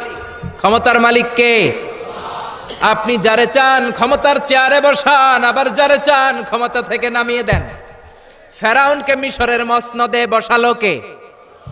আবার সাগরের পানিতে সুবানি খাওয়াইলো কে? নমরুদকে ইরাকের চেয়ারে বসালো কে? আবার মশার কামড় দিয়ে শেষ করে দিল কে? ডোনাল্ড ট্রাম্পকে আমেরিকার ক্ষমতার চেয়ারের মধ্যে বসালো কে? ডোনাল্ড ট্রাম্প যদি বান্দ্রামি করে ওইটারও লাথি মাইরা নামায়া দিতে পারে কে? এজন্য আল্লাহ বললেন, তাবারাকাল্লাযী বিয়াদিহিল মুলকু ওয়া হুয়া আলা কুল্লি শাইইন কাদির। সুমহান সেই সত্তা যার হাতে ক্ষমতা, সব ক্ষমতা কার হাতে? জোরে বলেন না, কার হাতে? এই পৃথিবীতে অনেক দেশের প্রধানমন্ত্রী কিংবা প্রেসিডেন্ট ক্ষমতার চেয়ারে 5 বছরের মেয়াদে বসে, জানেন? জানেন না? না, কোন দেশে 5 বছরের মেয়াদে, কোন দেশে 10 বছরের মেয়াদে। তো আমার আল্লাহ ক্ষমতার চেয়ারে বসছে কয় বছরের মেয়াদে? কথা বলেন। 20 বছর, 50 বছর, 100, 200, এর চেয়ে বেশি? উনার ক্ষমতার নির্দিষ্ট মেয়াদ নাই, উনার আজীবন মেয়াদ। সুবহানাল্লাহ কইবেন না? হুয়াল আউয়ালু ওয়াল আখিরু ওয়াল যাহিরু ওয়াল বাতিন ওয়া হুয়া বিকুল্লি শাইইন আলিম। আল্লাহ বললেন, আমি প্রথম, আমি শেষ, আমি প্রকাশ্য, আমি গোপন। অনাদিকাল থেকে আমি আল্লাহ ক্ষমতার চেয়ারে বসা, অনন্তকাল পর্যন্ত থাকবো। ঠিক কি না? 5 বছর 10 বছরের মেয়াদে আল্লাহ ক্ষমতার চেয়ারে বসে নাই। আল্লাহর ক্ষমতার মেয়াদ হচ্ছে আজীবন মেয়াদ। চিল্লায় বলেন ঠিক কি না? বুঝে শুনে উত্তর দিবেন। পৃথিবীর অনেক দেশে ক্ষমতায় যেতে হলে ডেমোক্রেটিক সিস্টেমে ক্ষমতায় যেতে হয়, মানে ভোটে জিতে। তো আল্লাহ তো ভোটে জিতে ক্ষমতায় আসছে, তাই না? ভোট ছাড়া, হ্যাঁ, এমনি এমনি চলে আসছে। আবার পৃথিবীর অনেক দেশে ডিকটেটরশিপ সিস্টেমে, মানে স্বৈরাচারী পদ্ধতিতে, জোর যার মুল্লুক তার, ওই সিস্টেমে ক্ষমতায় বসে। আল্লাহ তো এই সিস্টেমে আসছে না? আচ্ছা। আবার অনেক দেশে আছে মোনার্কি সিস্টেম, রাজতন্ত্র, বাবা রাজা, তার ছেলেও রাজা। তো আল্লাহর বাবা ছিল রাজা, এই জন্য আল্লাহও রাজা। বিষয়টা কেমন? আল্লাহ বললেন, খবরদার, আমার ক্ষমতার সাথে তোদের ক্ষমতা মিলাবি না। কুল হুয়াল্লাহু আহাদ আল্লাহুস সামাদ লাম ইয়ালিদ ওয়া লাম ইউলাদ ওয়া লাম ইয়াকুল লাহু কুফুয়ান আহাদ। লাম ইয়ালিদ ওয়া লাম ইউলাদ, আমি কাউরে জন্ম দেই নাই, আবার আমি কারো কাছ থেকে জন্ম নেই নাই, উত্তরাধিকার সূত্রে কারো কাছ থেকে ক্ষমতা পাই নাই। বিশ্বের শুরুতে, মহাবিশ্বের শুরু থেকে যে ক্ষমতার চেয়ারে আমি আল্লাহ বসে আছি, আমি আল্লাহ এই ক্ষমতার চেয়ারে শেষ পর্যন্ত থাকবো। চিল্লায় বলেন ঠিক কি না? আমাদের ক্ষমতার সাথে ওনার ক্ষমতার কোনো মিল নাই। আবার পৃথিবীর অনেক দেশে দেখবেন ক্ষমতায় যেতে হলে কোয়ালিশন করা লাগে। বাংলাদেশে এটারে বলে জোট করা লাগে। কি করা লাগে? জোটের রাজনীতি বাংলাদেশে আছে না নাই? কথা বলেন। কথা কয় না, মনে হয় কিছু বুঝেই না। জোটের রাজনীতি আছে না নাই? জোট যার বেশি ক্ষমতা তার বেশি, ঠিক কি না? প্রথমে শুরু হইল 4 দলীয় জোট, তারপর 14 দলীয়, তারপর 18 দলীয়, এরপর 20 দলীয়, এরপর মহাজোট, এবার হবে মহাজোট। তো আল্লাহ তো জোট করে ক্ষমতায় আসছে, আল্লাহর জোট করা লাগছে, কোয়ালিশন করা লাগছে। আল্লাহ বললেন খবরদার, ওয়ালাম ইয়াকুল্লাহু শারীকুম ফিল মুলকি ওয়া কাব্বিরহু তাকবীরা, আমার ক্ষমতায় কোনো অংশীদার দল নাই, আমার ক্ষমতার মধ্যে কোনো শরিক দল নাই, আমার কোনো জোট নাই, আমার কোনো কোয়ালিশন নাই, আমি একাই ক্ষমতার মালিক, আমার ক্ষমতায় ভাগ বসানোর মতো কেউ নাই। জোরে কোন ঠিক কিনা? আবার দেখবেন পৃথিবীর অনেক দেশে আন্দোলনের মাধ্যমে ক্ষমতার চেয়ার থেকে নামানো যায়। যিনি প্রেসিডেন্ট, একটা আন্দোলন করলে ক্ষমতা থেকে নামানো যায়, এরকম আছে না নাই? গণ অভ্যুত্থান করতে পারলে, আন্দোলন করতে পারলে ক্ষমতা থেকে নেমে যায়। আমি যখন মিশরে পড়াশোনা করি, মিশরের প্রেসিডেন্ট ছিল হোসনি মুবারক। মিশরে একটা আন্দোলন হলো, ওই আন্দোলনের ঠেলায় হোসনি মুবারক ক্ষমতা ছেড়ে দিতে বাধ্য হলো। তো আমরাও যদি পৃথিবীর সবাই মিলে আল্লাহর বিরুদ্ধে আন্দোলন করি, আল্লাহ ক্ষমতা ছেড়ে দিতে বাধ্য। বুঝে শুনে উত্তর দিয়েন। পৃথিবীর সবাই মিলে চাইলেও আল্লাহ ক্ষমতা থেকে নামবে না। আচ্ছা, যত জিন আছে মহাবিশ্বে, সব জিনেরা যদি বলে আমরাও একাত্মতা ঘোষণা করলাম, আমরাও আল্লাহরে মানি না, মানুষ জিন ভাই ভাই, আল্লাহর আর রক্ষা নাই, তাইলে তো আল্লাহ ক্ষমতা ছেড়ে দিবে, তাই না? ছেড়ে দিবে। আবার ফেরেশতারাও যদি বলে আমরাও মানি না, মানুষ জিন ফেরেশতা, 3 দলীয় জোট। কয় দলীয়? কথা বলেন। মানুষ জিন ফেরেশতা 3 দলীয় জোট করে যদি আল্লাহর ব্যাপারে বিদ্রোহ করি, তাহলে আল্লাহর ক্ষমতা শেষ নাকি? আল্লাহর ক্ষমতা শেষ? আল্লাহ বললেন ওয়া আন্নাকুম গায়রু মুআজিজিল্লাহ,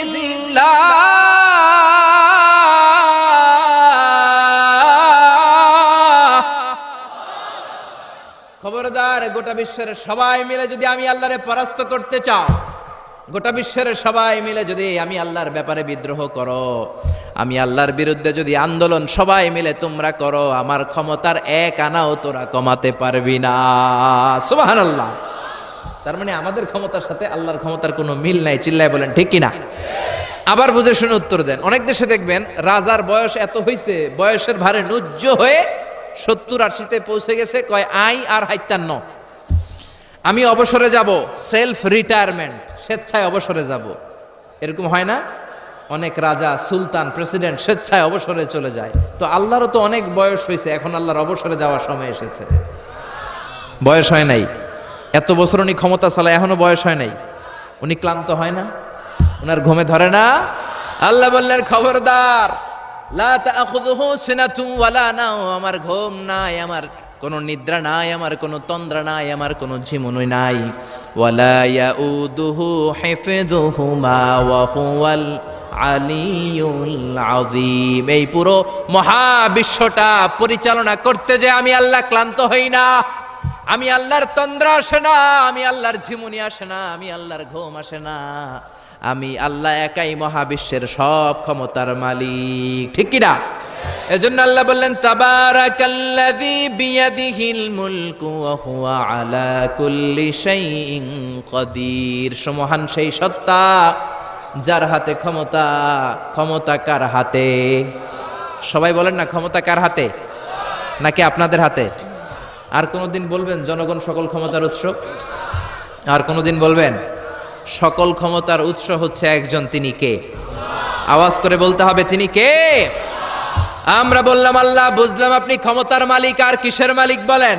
আল্লাহ বললেন আল্লাযী খালাকাল মাউতা ওয়াল হায়াতা লিয়াবলুয়াকুম আইয়ুকুম আহসানু আমালা ওয়া হুয়াল আজিজুল গফুর। আমি শুধু ক্ষমতারই মালিক নই, আমি এমন আল্লাহ যে আল্লাহ জীবন তৈরি করলাম, যে আল্লাহ মরণ তৈরি করলাম। আমি জীবনেরও মালিক, মরণেরও মালিক। আমাদেরকে জীবন দিয়েছে কে? মরণ দিয়েছে কে? আমাদের প্রাণ ভিক্ষা দিতে পারে কে? নাকি আপনাদের রাষ্ট্রপতি? আপনাকে রাষ্ট্রপতি তো নাকি প্রাণ ভিক্ষা দেয়, দেয় না? আরে রাষ্ট্রপতিরও তো প্রাণ ভিক্ষা দিবে আল্লাহ। চিল্লায় বলেন ঠিক কিনা? আল্লাহ বললেন আমি এমন আল্লাহ, আল্লাযী খালাকাল মাউতা ওয়াল হায়াতা লিয়াবলুয়াকুম আইয়ুকুম আহসানু আমালা। তোমরা কে কেমন আমল করো এটা দেখার জন্য আমি জীবন বানালাম, মরণ বানালাম, আর জীবন মরণের মাঝখানে তৈরি করলাম রূহ। রূহ তৈরি করলাম। কি তৈরি করলাম? রূহ মানুষ তৈরি করতে পারে না, রূহ তৈরি করতে পারে একজন, তিনি কে? মানুষ কম্পিউটার তৈরি করতে পারে, প্লেন বানাতে পারে, রকেট বানাতে পারে, রোবট বানাতে পারে, সুফিয়া খালারে বানাতে পারে, কিন্তু রুহু বানাতে পারে না। সুফিয়া খালারে চিনেন? আপনারাও চিনেন? আহা, মেয়েদের মতো লিপস্টিক দেয়া হয়েছে ওর ঠোঁটে, মেয়ের আকৃতি দেয়া হয়েছে, অবয়ব দেয়া হয়েছে। সুফিয়া রোবটটাকে দেখে আমার প্রতিবন্ধী মনে হলো। এমনে তাকায়, এমনে করে, এমনে করে, এমনে করে, আর ভেতরে সফটওয়্যারে সব সেট করে দেয়া, যেটা রিমোট কন্ট্রোলে চাপে ওই অনুযায়ী বলে। চিল্লায় বলেন ঠিক কিনা? যারা এই সুফিয়াকে বানিয়েছে, কিয়ামতের দিন আল্লাহ বলবে এই সুফিয়ার ভেতরে রুহু দে, এই সুফিয়ার ভেতরে রুহু দে। যারা এই সুফিয়া নিয়ে পৃষ্ঠপোষকতা করেছে, বিদেশ থেকে দেশে এনেছে, সবাইকেই আল্লাহর সেদিন বিচারের ট্রাইব্যুনালের সুপ্রিম কোর্টের কারাগারে কাঠগড়ায় আসামি হয়ে দাঁড়াতে হবে। চিল্লায় বলেন ঠিক কিনা? এজন্য আল্লাহ ডেকে বললেন, গোলাম আমি জীবন বানালাম, মরণ বানালাম, জীবন মরণের মাঝখানে বানালাম রুহু। এই রুহু থাকলে তুমি জিন্দা, রুহুটা না থাকলে তুমি হয়ে যাও মুর্দা। এই যে মিজানুর রহমান আজারি কথা বলতেছে, হাসে, হাত নাড়ে, কথা বলে, কারণ রুহু আছে। এই রুহুটা বের হয়ে গেলে লাশ হয়ে পড়ে যেতে হবে। চিল্লায় বলেন ঠিক কিনা? মক্কার কাফিররা বলল, আব্দুল্লাহর বেটা মুহাম্মদ, রুহু কাকে বলে আমাদের বলো। রুহু দেখতে কেমন, কেমন করে দেহের মধ্যে রুহু ঢুকে, কেমন করে রুহুটা দেহ থেকে উড়াল দেয়, এই রুহুর ব্যাপারে তথ্য দিতে পারলে কালিমা পড়ে সবাই মুসলমান হয়ে যাব। আপনারা রুহু দেখছেন কেউ? আপনার দাদা যে মারা গেল, বাবা যে মারা গেল, রুহুটা যে উড়াল দিল, দেখছেন? কালার কেমন, সাইজ কতটুকু, ওজন কতটুকু, দেখতে কেমন? আমরা কেউ রুহু দেখেছি? চিল্লায় বলেন দেখেছি। বিশ্বনবীরে বলা হলো, আব্দুল্লাহর বেটা মুহাম্মদ, রুহু কারে বলে যদি বলতে পারো কালিমা পড়বো। বিশ্বনবী বলতে পারে না, কারণ বিশ্বনবী মন গড়া কোনো কথা বলেন না, আকাশ থেকে গ্রিন সিগন্যাল আসলে তবেই বলেন, ঠিক কিনা? বিশ্বনবী আল্লাহ তাআলার পক্ষ থেকে গ্রিন সিগন্যাল পাওয়ার জন্য উপরে তাকিয়ে রইলেন, আয়াত নাজিল হয়ে গেল। ইয়াসআলুনাকা আনির রূহি কুলির রূহু মিন আমরি রাব্বি ওয়া মা উতীতুম মিনাল ইলমি ইল্লা কালিলা। ও নবী, লোকেরা আপনারা জিজ্ঞেস করে রূহু কাকে বলে, মা হুয়া রূহ, হোয়াট ইজ দ্য স্পিরিট? আপনি বলে দেন রূহু হলো আল্লাহর পক্ষ থেকে স্পেশাল অর্ডার। আল্লাহর অর্ডারে এই রূহুটা দেহের মধ্যে ঢোকে, আবার আল্লাহর অর্ডারে রূহু বের হয়ে যায়। আল্লাহু আকবার। এই রুহুটা মানুষের দেহে ঢুকে কার অর্ডারে, আবার বের হয়ে যাবে কার অর্ডারে? পৃথিবীর যত বিজ্ঞানীরা আছে সবাই মিলেও কি একটা রুহু বানাতে পারবে? জোরে বলেন না, রুহু বানাতে পারবে? আল্লাহ চ্যালেঞ্জ করে বললেন, ওমা উতীতুম মিনাল ইলমি ইল্লা কালিলা, তোমাদেরকে একেবারে যত সামান্য কিঞ্চিত জ্ঞান দিয়ে আমি তৈরি করেছি, তোমাদের এই লিমিটেড জ্ঞান দিয়ে রুহু বানানো যাবে? ইউনাইটেড স্টেটস অফ আমেরিকা একজন মেডিকেল সায়েন্টিস্ট এই চ্যালেঞ্জ গ্রহণ করলো। সে চ্যালেঞ্জ গ্রহণ করে বলল, আমি রুহু বের করে ছাড়ব। কি বের করব? রুহু। আমেরিকার ওই মেডিকেল সায়েন্টিস্ট সে চ্যালেঞ্জ করে বলল, আমি রুহু বানাবো। কি বানাবো? উত্তর দিতে হবে কিন্তু, কি বানাবো? রুহু বানাবো। কেমন করে রুহু বের হয় এটা আবিষ্কার করে আমি নোবেল প্রাইজ জিতবো, নোবেল লরেট হব। 7 বছর সে গবেষণা করলো, মুমূর্ষু রোগীদের নিয়ে, মুমূর্ষু রোগী নিয়ে বসে থাকে, কখন রুহুটা বের হবে, রুহু ধরার জন্য বসে থাকে। কিন্তু 7 বছরে হাজার হাজার মুমূর্ষু রোগীর দেহ থেকে রুহু উড়াল দিছে, কিন্তু রুহু ধরতে পারে নাই। সুবহানাল্লাহ কইবেন না? আচ্ছা, এইবার তার মাথায় একটা চিন্তা আসলো, না এই পন্থায় হাঁটলে তো হবে না, আমি একটা কাজ করি, বুলেট প্রুফের গ্লাস দিয়ে একটা ছোট্ট গ্লাসের রুম বানাই, ওই গ্লাসের ভেতরে মুমূর্ষু রোগী ঢুকায় দিব। বুলেট প্রুফ চিনেন তো? মানে গুলি মারলেও গুলি ঢুকবে না। আমাদের মাননীয় প্রধানমন্ত্রী, রাষ্ট্রপতি মহোদয়, ওনারা যে গাড়িগুলো চালায় এগুলো কিন্তু বুলেট প্রুফ, জানেন? গুলি মারলে গুলি ঢুকে না। তো উনি বুলেট প্রুফ গ্লাস দিয়ে, টেম্পার্ড গ্লাস দিয়ে ছোট্ট একটা রুম বানালেন, কাচের গ্লাস। উনি মনে মনে ভাবলেন, মুমূর্ষু রোগী যদি এই কাচের গ্লাসের ভেতরে ঢুকাই, যেহেতু বুলেট প্রুফ, কিছু ঢুকেও না, বাইরে হয় না, রুহু বাইরেবো কেমনে দেখি। তো কাচের গ্লাস বানিয়ে তার টিমের সবাইকে বলল, আইসিইউ থেকে একটা মুমূর্ষু রোগীকে ধরে আনো, আজকে আমি রুহু ধরে ছাড়ুম। তো মুমূর্ষু রোগীকে আনা হয়েছে ইন্টেনসিভ কেয়ার ইউনিট থেকে, তাকে কৃত্রিম অক্সিজেন দিয়ে লাইফ সাপোর্টে রাখা হয়েছে। মেডিকেল টিমের প্রধান বলে, এই লোকটারে এই বুলেট প্রুফ গ্লাসের যে ছোট্ট রুম, এটার ভিতরে ঢুকানোর আগে চেক হিজ বিপি, তার বিপি মাপ, ব্লাড প্রেশার মাপ। তো তো মেপে দেখে ঠিক আছে, ওজন মাপ, বলে ওজন মাপা হলো, ওজন হচ্ছে 80 কেজি, 80 কিলোগ্রাম। কত কেজি? 80। সবাই বলেন কত কেজি? 80 কেজি। এবার মেডিকেল টিমের প্রধান বলে মুমূর্ষু রোগীটার ভিতরে ঢুকিয়ে দে, ঢুকানো হলো। এবার সে বলল লাইফ সাপোর্ট খুলে ফেল। সবাই বলে স্যার লাইফ সাপোর্ট খুলে ফেললে তো মরে যাবে। মেডিকেল টিমের প্রধানকে মারার জন্যই তো আনছি, এটার না মারলে আমি রুহু পামু কেমনে? এটা রুহুটা তো বের করতে হবে দেহ থেকে। তো যেই কথা সেই কাজ, ঢুকানো হলো, লাইফ সাপোর্ট খুলে ফেলা হলো। লোকটা গ্লাস ফিটিং করা রুমের ভেতরে ছটফট ছটফট করতে করতে দুনিয়া থেকে বিদায় নাই। এবার মেডিকেল টিমের প্রধান রুহু খুঁজতেছে, দুনিয়া থেকে বিদায়, তার মানে তো রুহু বের হয়ে গেছে, কিন্তু রুহু আর খুঁজে পায় না। গ্লাসের এই দিকে তাকায়, ওই দিকে তাকায়, নিচে উপরে ডানে বায়ে সামনে পেছনে, কোথাও রুহু নাই, রুহু খুঁজে পাওয়া যায় না। সে ভাবলো আমি গ্লাসের দরজাটা খুলে হাত দিয়ে এরকম বাইং মাছ যেমনে হাতায়, এরকম হাতাইলে হয়তো রুহু পাবো। তো কাচের গ্লাস খুলে হাত দিয়ে এরকম হাতানো শুরু করলো। হাতাতে হাতাতে পুরো গ্লাস ফিটিং করা রুমের ভিতরে সব খুঁজে ফেললো, কিন্তু রুহু খুঁজে পাওয়া যায় নাই। লোকটাকে বের করা হলো। উনি বললেন চেক হিজ বিপি, বিপি মাপতো। সবাই বলে স্যার এটা তো ময়রা ভূত হয়ে গেছে, এখন তো বিপি নাই। বিপি বুঝেন তো, ব্লাড প্রেশার। এই যে ধাক্কাটা, অলিন্দ নিলয়, সিস্টলিক ডায়াস্টলিক, জন্মের পর থেকেই আমাদের এই যে দম নেয়া আর দম ছেড়ে দেওয়ার খেলাটা আছে না নাই? কথা বলেন। এই যে ফুসফুস দম নেয়, দম ছেড়ে দেয়। শীতের রাতে আপনি কম্বল গায়ে দিয়ে ঘুমায় যান, আপনার দমও কি ঘুমায় যায়? আপনার দম ঘুমাইলে তো আপনি ঠুস। আয় রে মানুষ রঙিন ফানুস, দম ফুরাইলে তবু তো ভাই কারোরই নাই একটুখানি। আয় রে মানুষ রঙিন ফানুস, রঙিন ফানুস, আয় রে মানুষ। পড়েন আল্লাহু আকবার। এবার মেডিকেল টিমের প্রধান বলে চেক হিজ বিপি, বিপি মাপ। সবাই বলে বিপি নাই, কিন্তু ওজন আছে না নাই? মরার পরেও তো একটা লাশের ওজন থাকে কি থাকে না?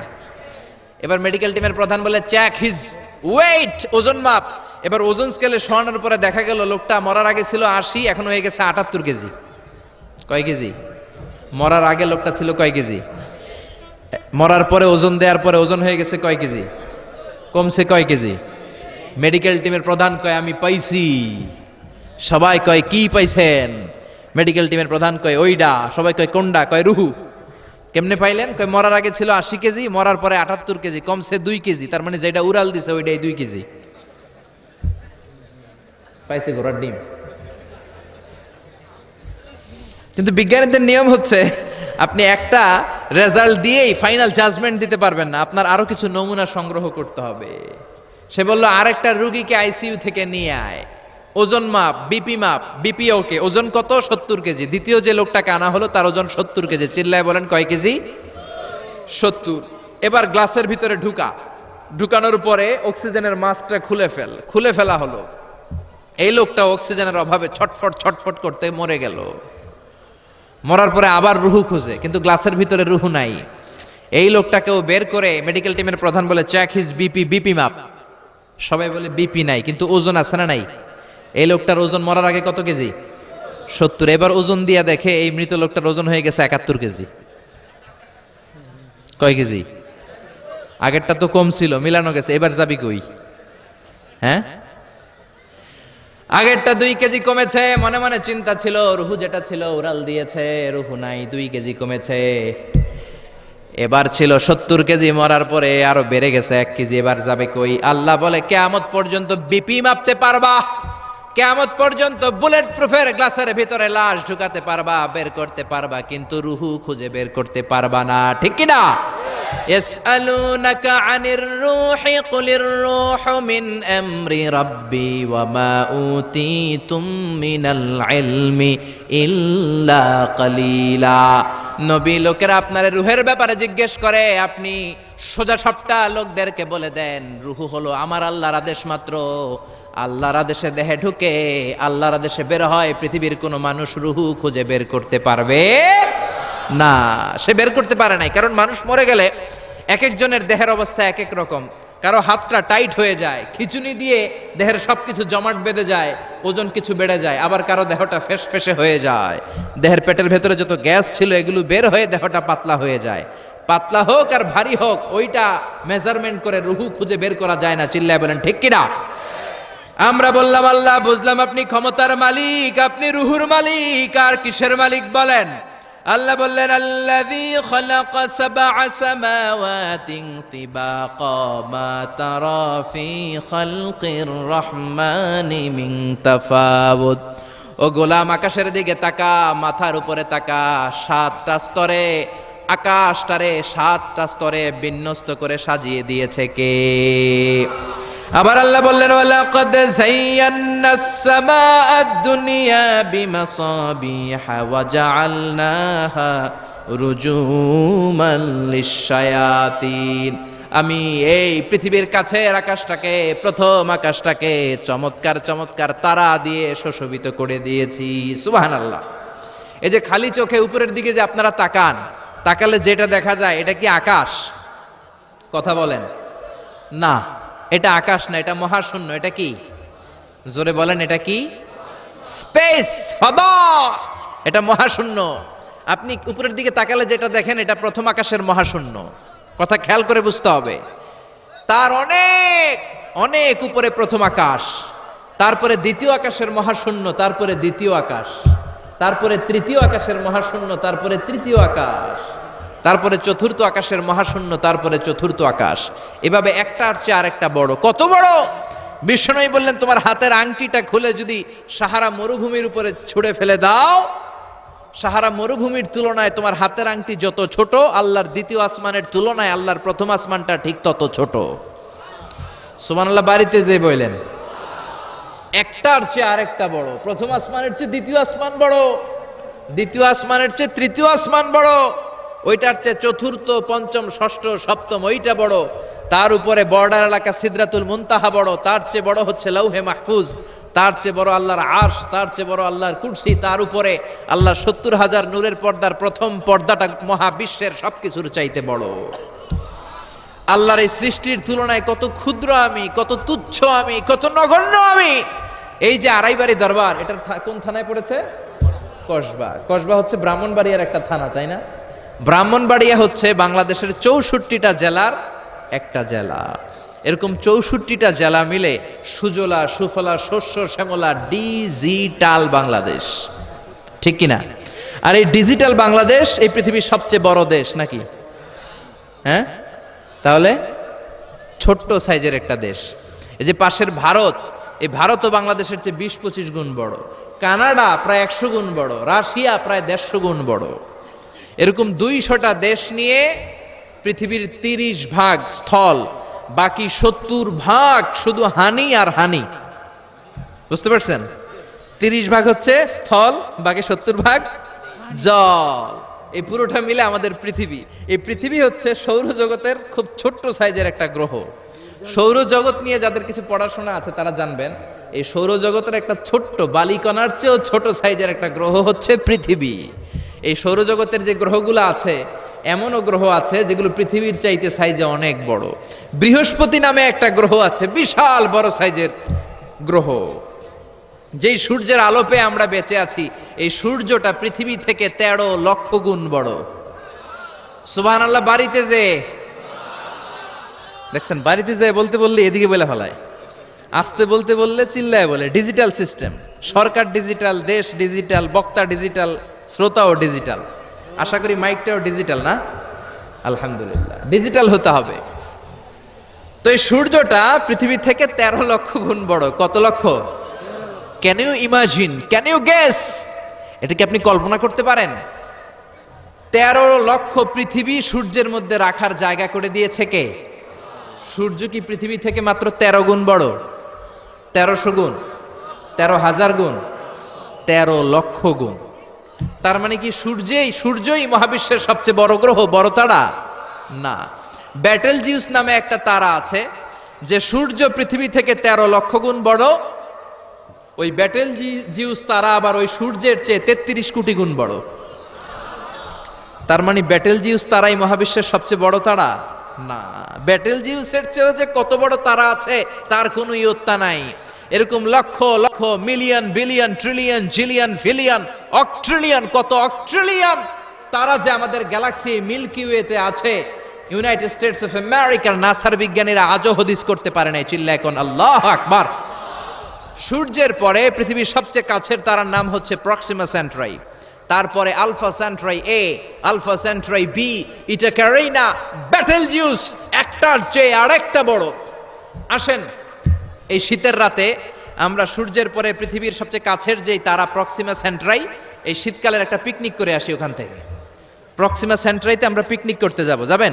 ওখানে যদি আমরা শীতকালীন পিকনিক করতে যাই তাহলে আমাদের কত সময় লাগবে ছোট্ট একটা আইডিয়া দেই। তো আমরা যে পিকনিকে যাব, যারা যারা হাত তোলেন, কিভাবে যাইবেন?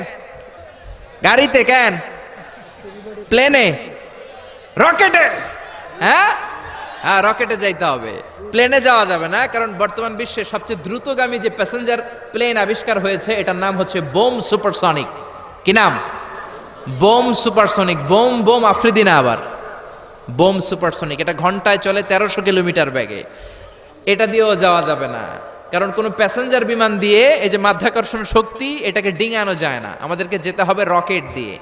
কোন রকেট দিয়ে যাব? যেই রকেট দিয়ে নীল আর্মস্ট্রং, এডউইন অলড্রিন আর মাইকেল কলিন্স 1969-এ চাঁদে নেমেছিল। ওই রকেটটার নাম হচ্ছে অ্যাপোলো 11।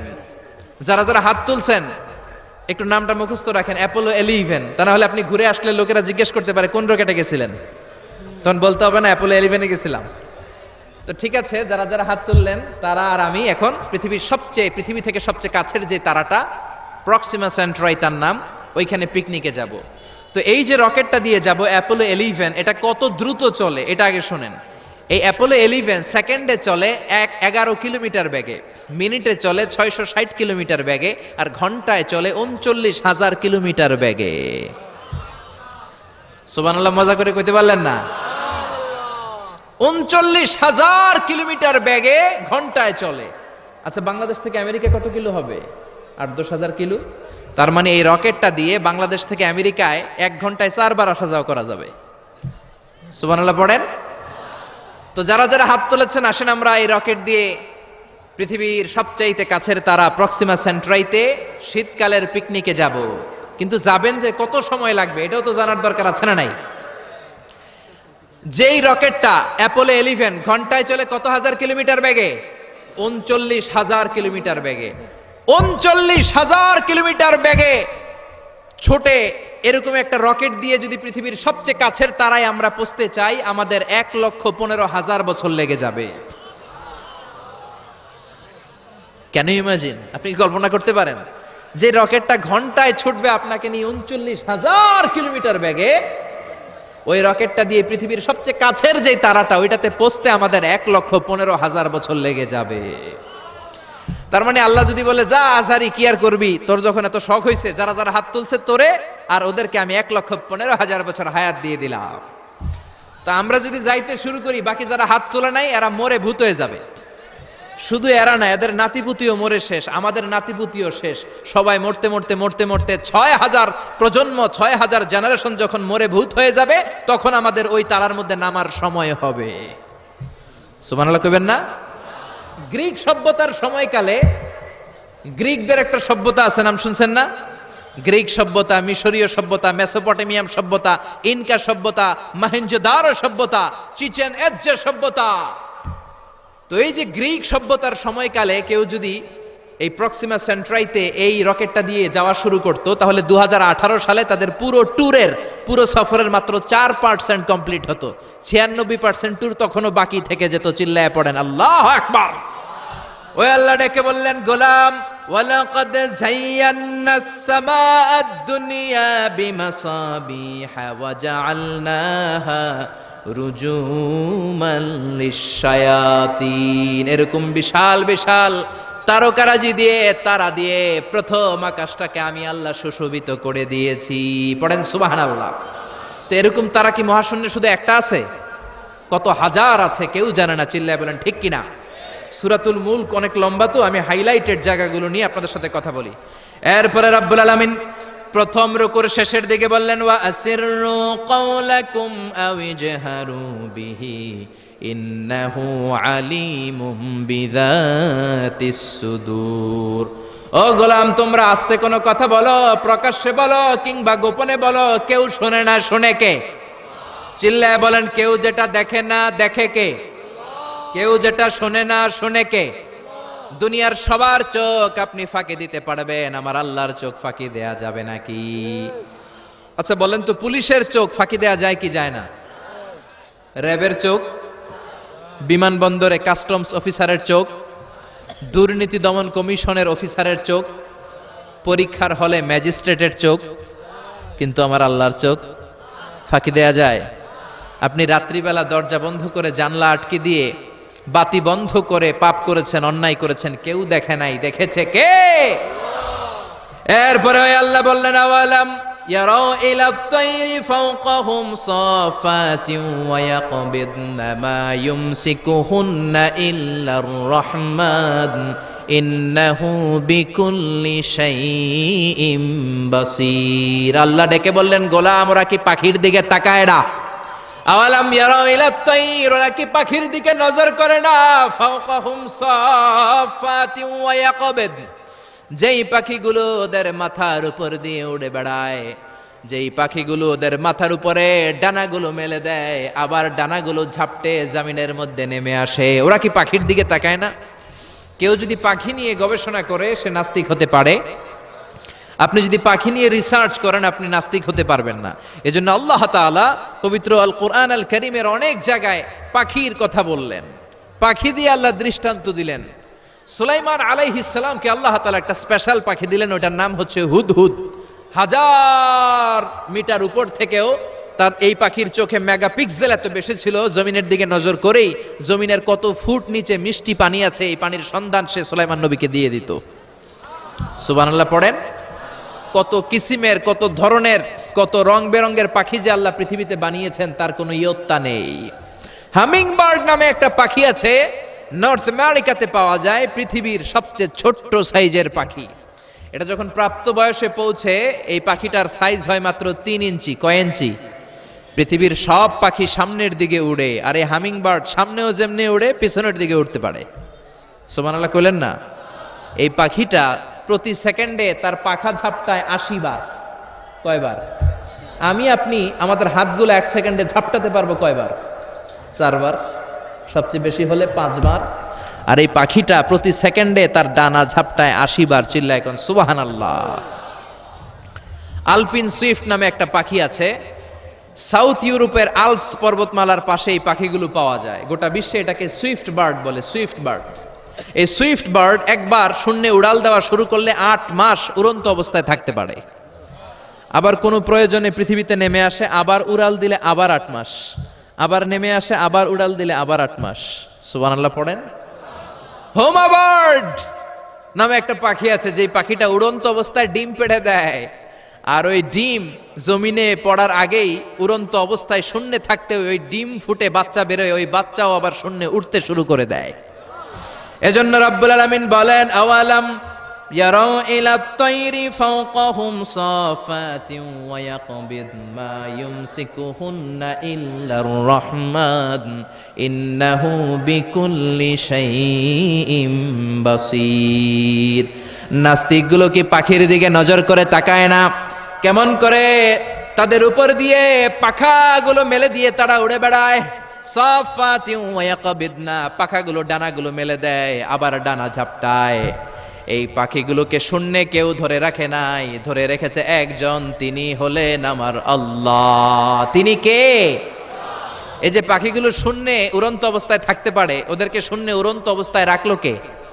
জোরে বলেন কে? ছোট্ট হাঁসের বাচ্চা পৃথিবীতে আসার সাথে সাথে কেমন করে পানিতে সাঁতার কাটে। কে এই হাঁসের বাচ্চারা শিখালো যে তোর ডানা ঝাপটাতে হবে, পা নাড়াতে হবে? শিখালো কে? গাভীর পেট থেকে বাছুর বের হয়েই গাভীর ওলানের মধ্যে ঢু মারে। কে ওরে শিখালো ওই জায়গায় ঢু দে, ওইখানে ঢু মারলেই তোর রিজিক বেরোবে? কে শিখালো? সুবহানাল্লাহ কইতে মন চায় না? এজন্য আল্লাহ বললেন, ওরা কি পাখির দিকে তাকায় না? পাখির দিকে তাকালে তো পৃথিবীর কোন মানুষ নাস্তিক থাকতে পারে না।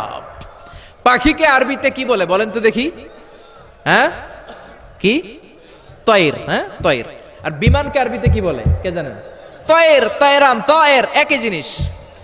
বিমান আরবিও যা, পাখি আরবিও তা। Birds and aeroplane maintain the same flying mechanism while flying. পাখি আর বিমান যখন আকাশে উড়ে একই সিস্টেমে উড়ে। এজন্য এই পাখির উপর রিসার্চ করে বিমান আবিষ্কার হয়েছে।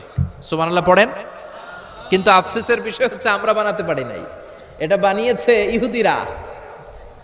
উইলভার রাইট অর উইল রাইট, দুই ভাই মিলে বিমান বানিয়েছে 1903 সালে। ইউনাইটেড স্টেটস অফ আমেরিকার নাগরিক, এই দুই ভাই মিলে তারা বিমান বানিয়ে ফেললো। আমরা বানাতে পারি নাই। আমরা আছি মদ আর নারী নিয়ে, আমরা আছি হিন্দি সিনেমা নিয়ে, আমরা আছি মারামারি নিয়ে, আমরা আছি কাফের ফতুয়া দেয়া নিয়ে, আমরা আছি তর্কাতর্কি নিয়ে, জি বাংলা নিয়ে, স্টার জলসা নিয়ে, কিরণমালা নিয়ে। চিল্লায় বলেন ঠিক কিনা? স্টার জলসা হায়ারে জিহি বাংলা, নষ্ট করলো হয়ে আমার সোনার বাংলা। স্টার জলসা হায়ারে জিহি বাংলা, নষ্ট করলো হয়ে আমার সোনার বাংলা। ঠিক কিনা? কেমন করে পরকিয়া করতে হবে, শাশুড়ি বউয়ের মধ্যে কেমন করে কুটনামি লাগাতে হবে, এগুলো ট্রেনিং জি বাংলা, স্টার জলসা, হিন্দি সিনেমার ভেতরে আছে না নাই? আমরা এগুলো নিয়ে ব্যস্ত, কাফের ফতুয়া দিয়ে নিয়ে ব্যস্ত। কথায় কথায় আমাদের মুখ দিয়ে বেরোয় তুই কাফের, তুই 3 কারণে কাফের, তুই 5 কারণে কাফের, তুই 6 কারণে কাফের। এই কাফের মরলে এই কাফেরকে যেখানে কবর দেয়া হবে, ওই কবরের উপর যে ঘাস উঠবে, ওই ঘাস যে গাভী খাবে, ওই গাভীর দুধ যে খাবে, ওইটাও কাফের। এরকম ফতোয়া আছে না নাই? তো আমরা এই ফতোয়াবাজি নিয়ে ব্যস্ত।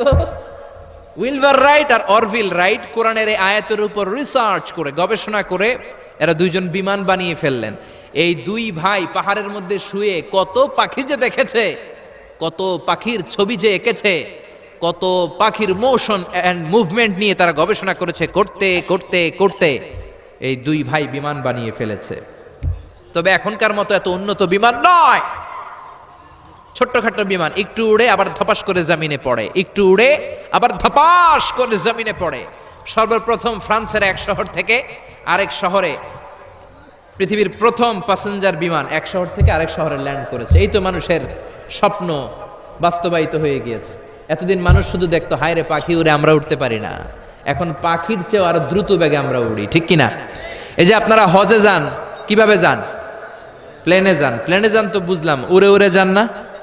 পাখি আর কত দ্রুত উড়ে, পাখির চেয়েও দ্রুত বেগে আমরা উঠতে পারি। চিল্লায় বলেন ঠিক কিনা? এই বিমান আবিষ্কার হওয়ার আগ পর্যন্ত পৃথিবীর সব দেশের ছিল শুধু সেনাবাহিনী আর নৌবাহিনী। বিমান আবিষ্কারের পর শুরু হয়ে গেল বিমান বাহিনী। এখন সব স্বাধীন দেশের বিমান বাহিনী আছে না নাই? Air force, military. এখন মানুষ ড্রোন হামলা করে, মিসাইল হামলা করে, ব্যালিস্টিক ক্ষেপণাস্ত্র দিয়ে হামলা করে। United states of America little boy and fat man নামে দুইটা পারমাণবিক বোমা দিয়ে জাপানের হিরোশিমা নাগাসাকিকে ধ্বংস করে মেসাকার করে দিয়েছে। এমন ভাবে ধ্বংস করেছে, তারপরে কয়েক প্রজন্ম যারাই জন্ম নিত জাপানের হিরোশিমা নাগাসাকিতে বিকলাঙ্গ হয়ে জন্মাতো। হয় হাত নাই, নয় পা নাই, নয় চোখ নাই, নয় ঠ্যাং নাই। চিল্লায় বলেন ঠিক কিনা? এজন্য আল্লাহ বললেন, গোলাম আওয়ালাম ইয়ারাউ ইলাত তাইরি ফাওকাহুম সাফাতিন ওয়া ইয়াকবিদ মা ইউমসিকুহুন্না ইল্লার রহমান ইন্নাহু বিকুল্লি শাইইন বাসীর। এই পৃথিবীর স্বঘোষিত নাস্তিকগুলা কি পাখির দিকে নজর করে তাকায় না?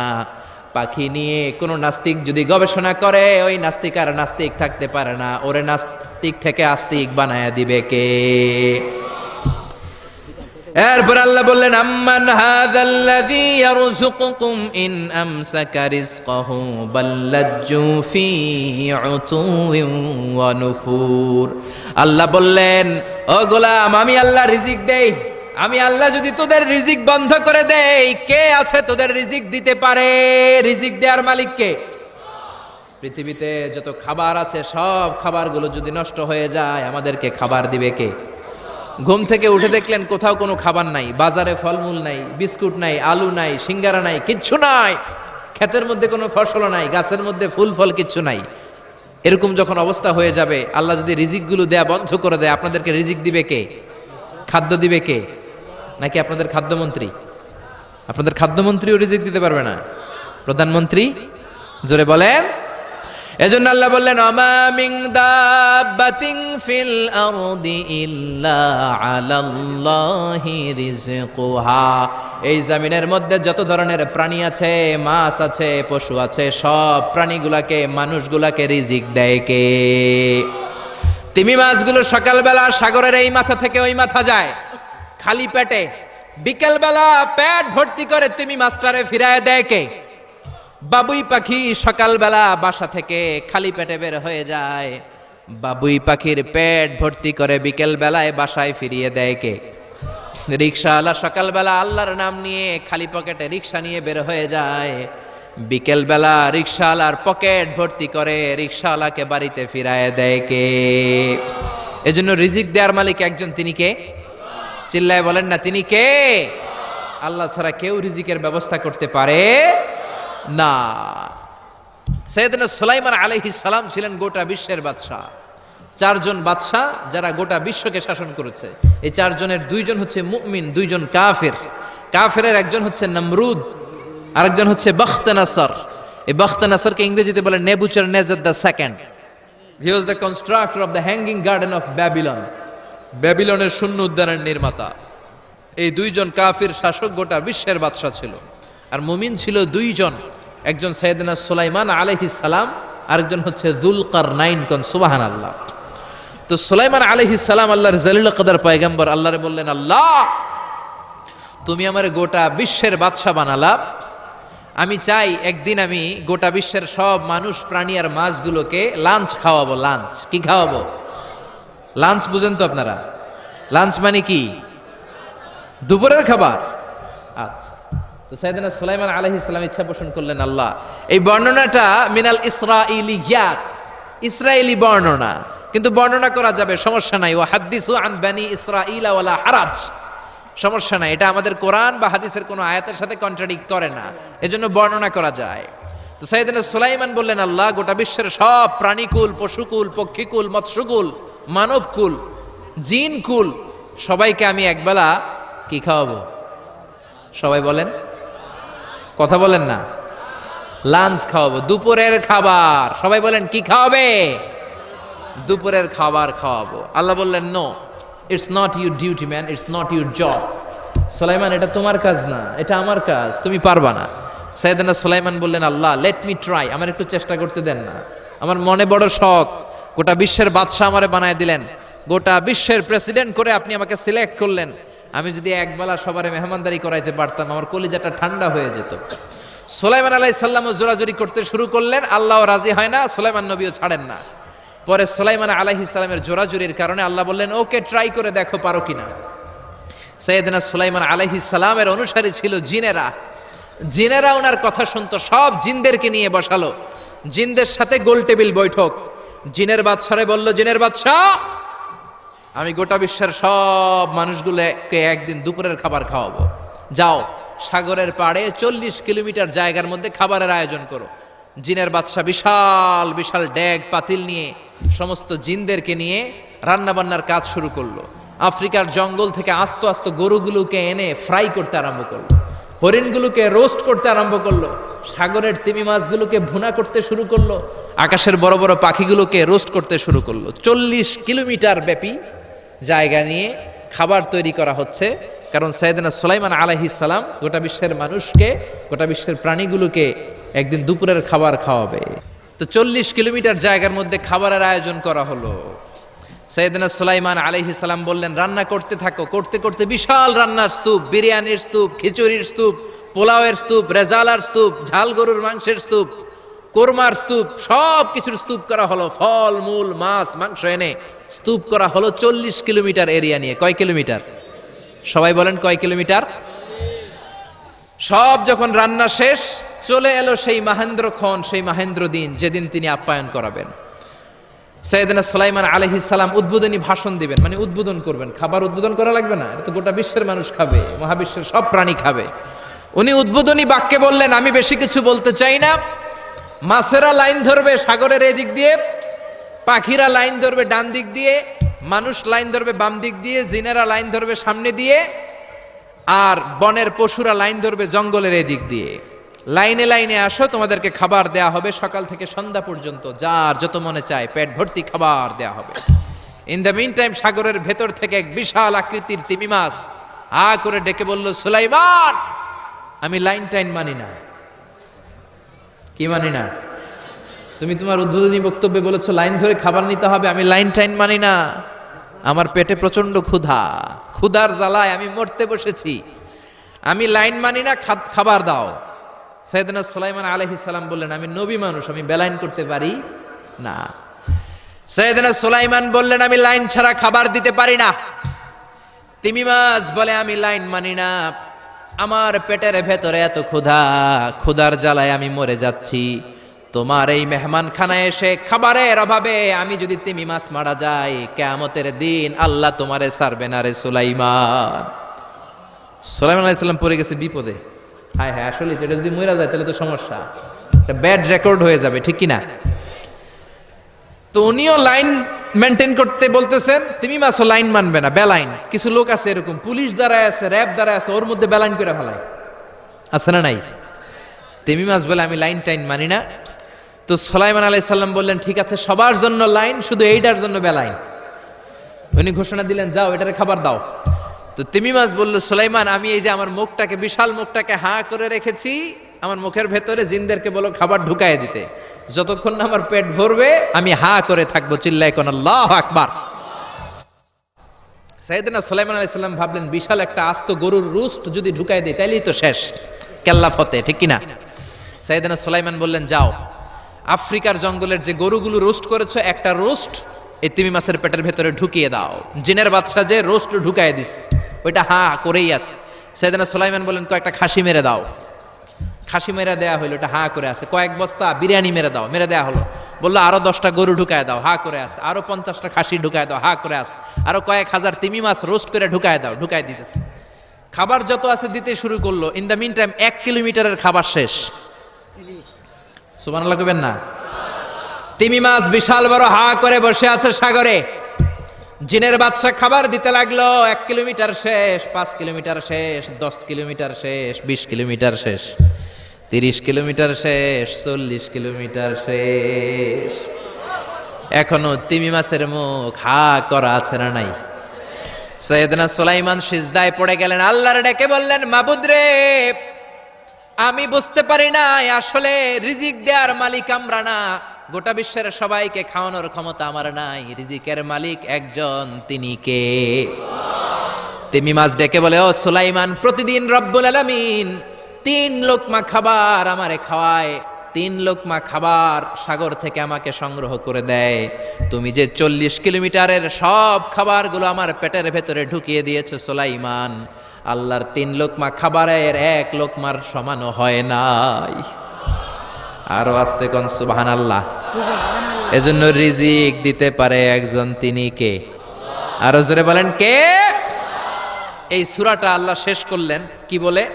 কুল আরাআইতুম ইন আসবাহা মাউকুম গাওরান ফামান ইয়াতিকুম বিমাইম মাইন। বলো দেখি সবে, শুকাইয়া যদি যায় এই পৃথিবীর পানি, তাহলে হেথায় তটনির ধারা কে দিবে সবারে আনি? চিল্লায় পড়েন আল্লাহু আকবার। একদিন ঘুম থেকে উঠে যদি দেখেন টিউবওয়েল চাপছেন, পানি নাই, নদীর মধ্যে পানি নাই, ট্যাপ ছেড়ে দিলেন, ট্যাপ থেকে কোনো পানি নাই, আপনারে পানির ব্যবস্থা করে দিবে কে? কেউ করে দিতে পারবে আল্লাহ ছাড়া? একটু কল্পনা করেন না, আগামীকালের সকালটা, ঘুম থেকে উঠলেন, মুখ ধুবেন, টয়লেট করবেন, ফ্রেশ হবেন, ট্যাপে পানি নাই, টিউবওয়েলে পানি নাই, বাজারে মিনারেল ওয়াটারও নাই, কোথাও পানি নাই, কি করবেন? পানি দেওয়ার মতো কেউ আছে? জোরে বলেন। এজন্য পানির মালিক কে? জোরে বলেন। এই পানি দিয়ে আল্লাহ আবার শাস্তিও দেয়। পানির অপর নাম যেমনি জীবন, আবার পানির অপর নাম হচ্ছে মরণ। চিল্লায় বলেন ঠিক কিনা? সাইয়েদনা নূহ আলাইহিস সালামের উম্মতকে এই পানি দিয়ে, প্লাবন দিয়ে আল্লাহ শেষ করে দিয়েছেন। চিল্লায় বলেন ঠিক কিনা?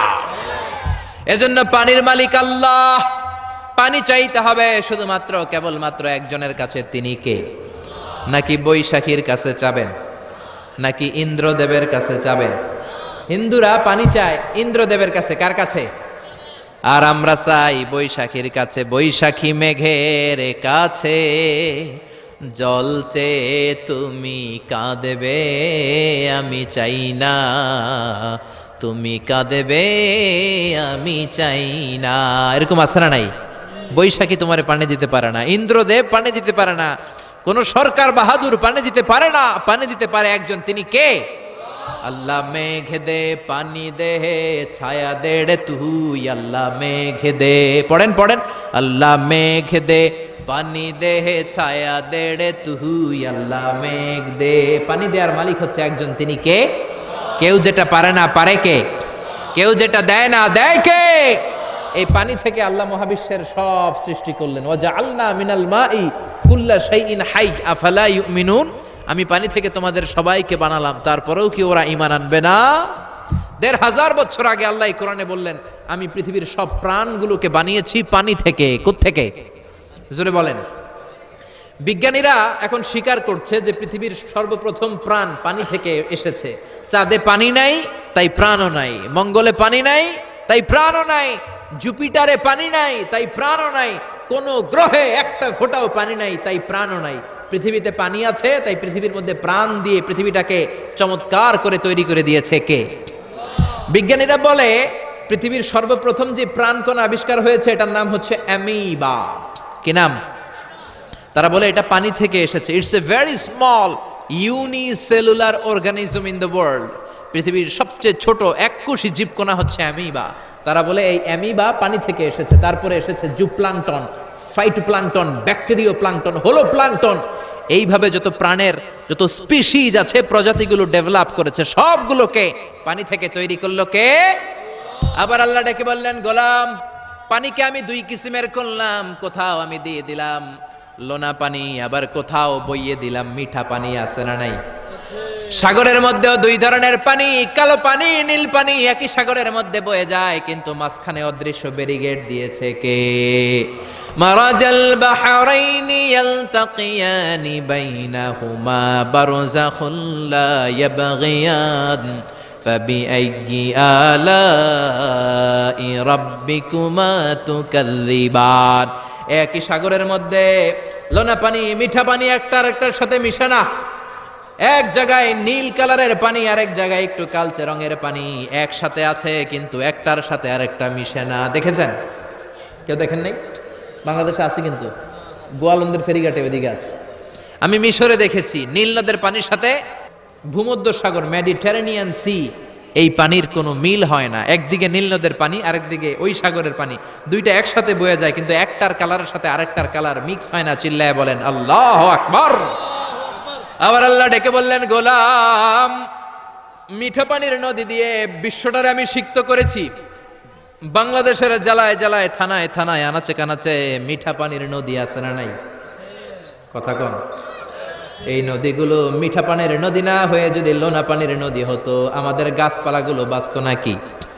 এই সুন্দর ফুল সুন্দর ফল মিঠা নদীর পানি আল্লাহ তোমার মেহেরবানি তুমি কতই দিলে রতন ভাই বেরাদর পুত্র স্বজন ক্ষুধা পেলে অন্ন যোগাও মানি চাই না মানি আল্লাহ তোমার মেহেরবানি পড়েন আল্লাহু আকবার এজন্য পানি দিতে পারে একজন তিনি কে আবার আল্লাহ ডেকে বললেন আন্না সাবাবনাল মাআ সাব্বা সুম্মা শাকাকনাল আরদা শাক্কা যেখানে যতটুকু পানি দেয়া দরকার ততটুকু দিলাম নারিকেল গাছের উপরে কাটলে কোনো পানি পড়ে না কিন্তু খেজুর গাছের মাথায় যদি কেটে দেন শীতকালে মিষ্টি পানি আসে না নাই একরকম না দেখতে নারিকেল গাছ খেজুর গাছ রাস্তার এই পাশে নারিকেল গাছ রাস্তার এই পারে খেজুর গাছ চিনেন তো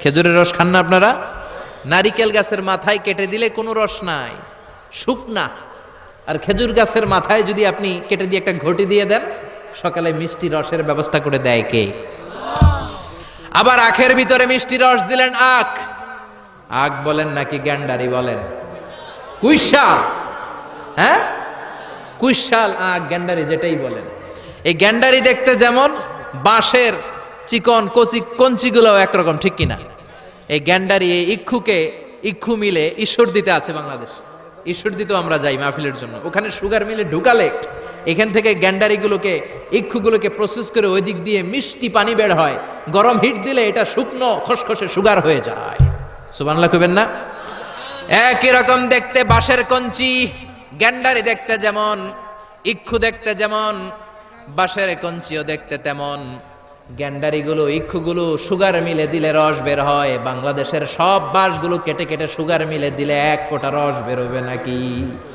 জোরে বলেন, বেরোবে? এজন্য আল্লাহ বললেন আন্না সাবাবনাল মাআ সাব্বা, যেখানে যতটুকু পানির দরকার ততটুকু দিলাম। ক্ষীরার ভেতরে যতটুকু পানি কমলার ভেতরে ততটুকু নাই, তরমুজের ভেতরে যতটুকু পানি আপেলের ভেতরে ততটুকু নাই, নারকেলের ভেতরে যতটুকু পানি ডাবের ভেতরে ততটুকু নাই। সুবহানাল্লাহ, চিল্লায় পড়েন সুবহানাল্লাহ। আবার পৃথিবীর সব পানিগুলো যদি টকবগে ফুটন্ত গরম হয়ে যেত, খেতাম কি? পান করার কোনো সুযোগ থাকতো না। জোরে কোন ঠিক কিনা? যদি দেখতেন যে পৃথিবীর সব জায়গার পানি ফুটন্ত গরম, এটা ঠান্ডা হয় না, আমরা খেতে পারতাম? কথা কন না। আপনারা যে পান করেন গরম পানি না ঠান্ডা পানি? দিও তৃষ্ণা পেলে ঠান্ডা পানি, ক্ষুধা পেলে লবণ ভাত। আল্লাহ এই গরিবের শোনো শোনো মুনাজাত, আল্লাহ এই গরিবের শোনো শোনো মুনাজাত, আল্লাহ এই গরিবের। পড়েন না আমিন? আরে জোরে পড়েন আমিন। এজন্য পানি দেওয়ার মালিক একজন, তিনি কে? রিজিক দেওয়ার মালিক একজন, তিনি কে? সকল ক্ষমতার মালিক একজন, তিনি কে? এজন্য চাইতে হবে কার কাছে? জিকির করবেন কার? সেজদা দিবেন কারে? আরো জোরে বলেন কাকে? এটাই হচ্ছে সূরাতুল মুলকের শিক্ষা। দ্য সেন্ট্রাল থিম অফ সূরাতুল মুলক, দ্য সাবজেক্ট ম্যাটার অফ সূরাতুল মুলক। সূরাতুল মুলকের কেন্দ্রীয় আলোচ্য বিষয় হচ্ছে আমাদের কোনো ক্ষমতা নাই, আমরা নকল ক্ষমতার মালিক, আসল ক্ষমতার মালিক একজন, তিনি কে?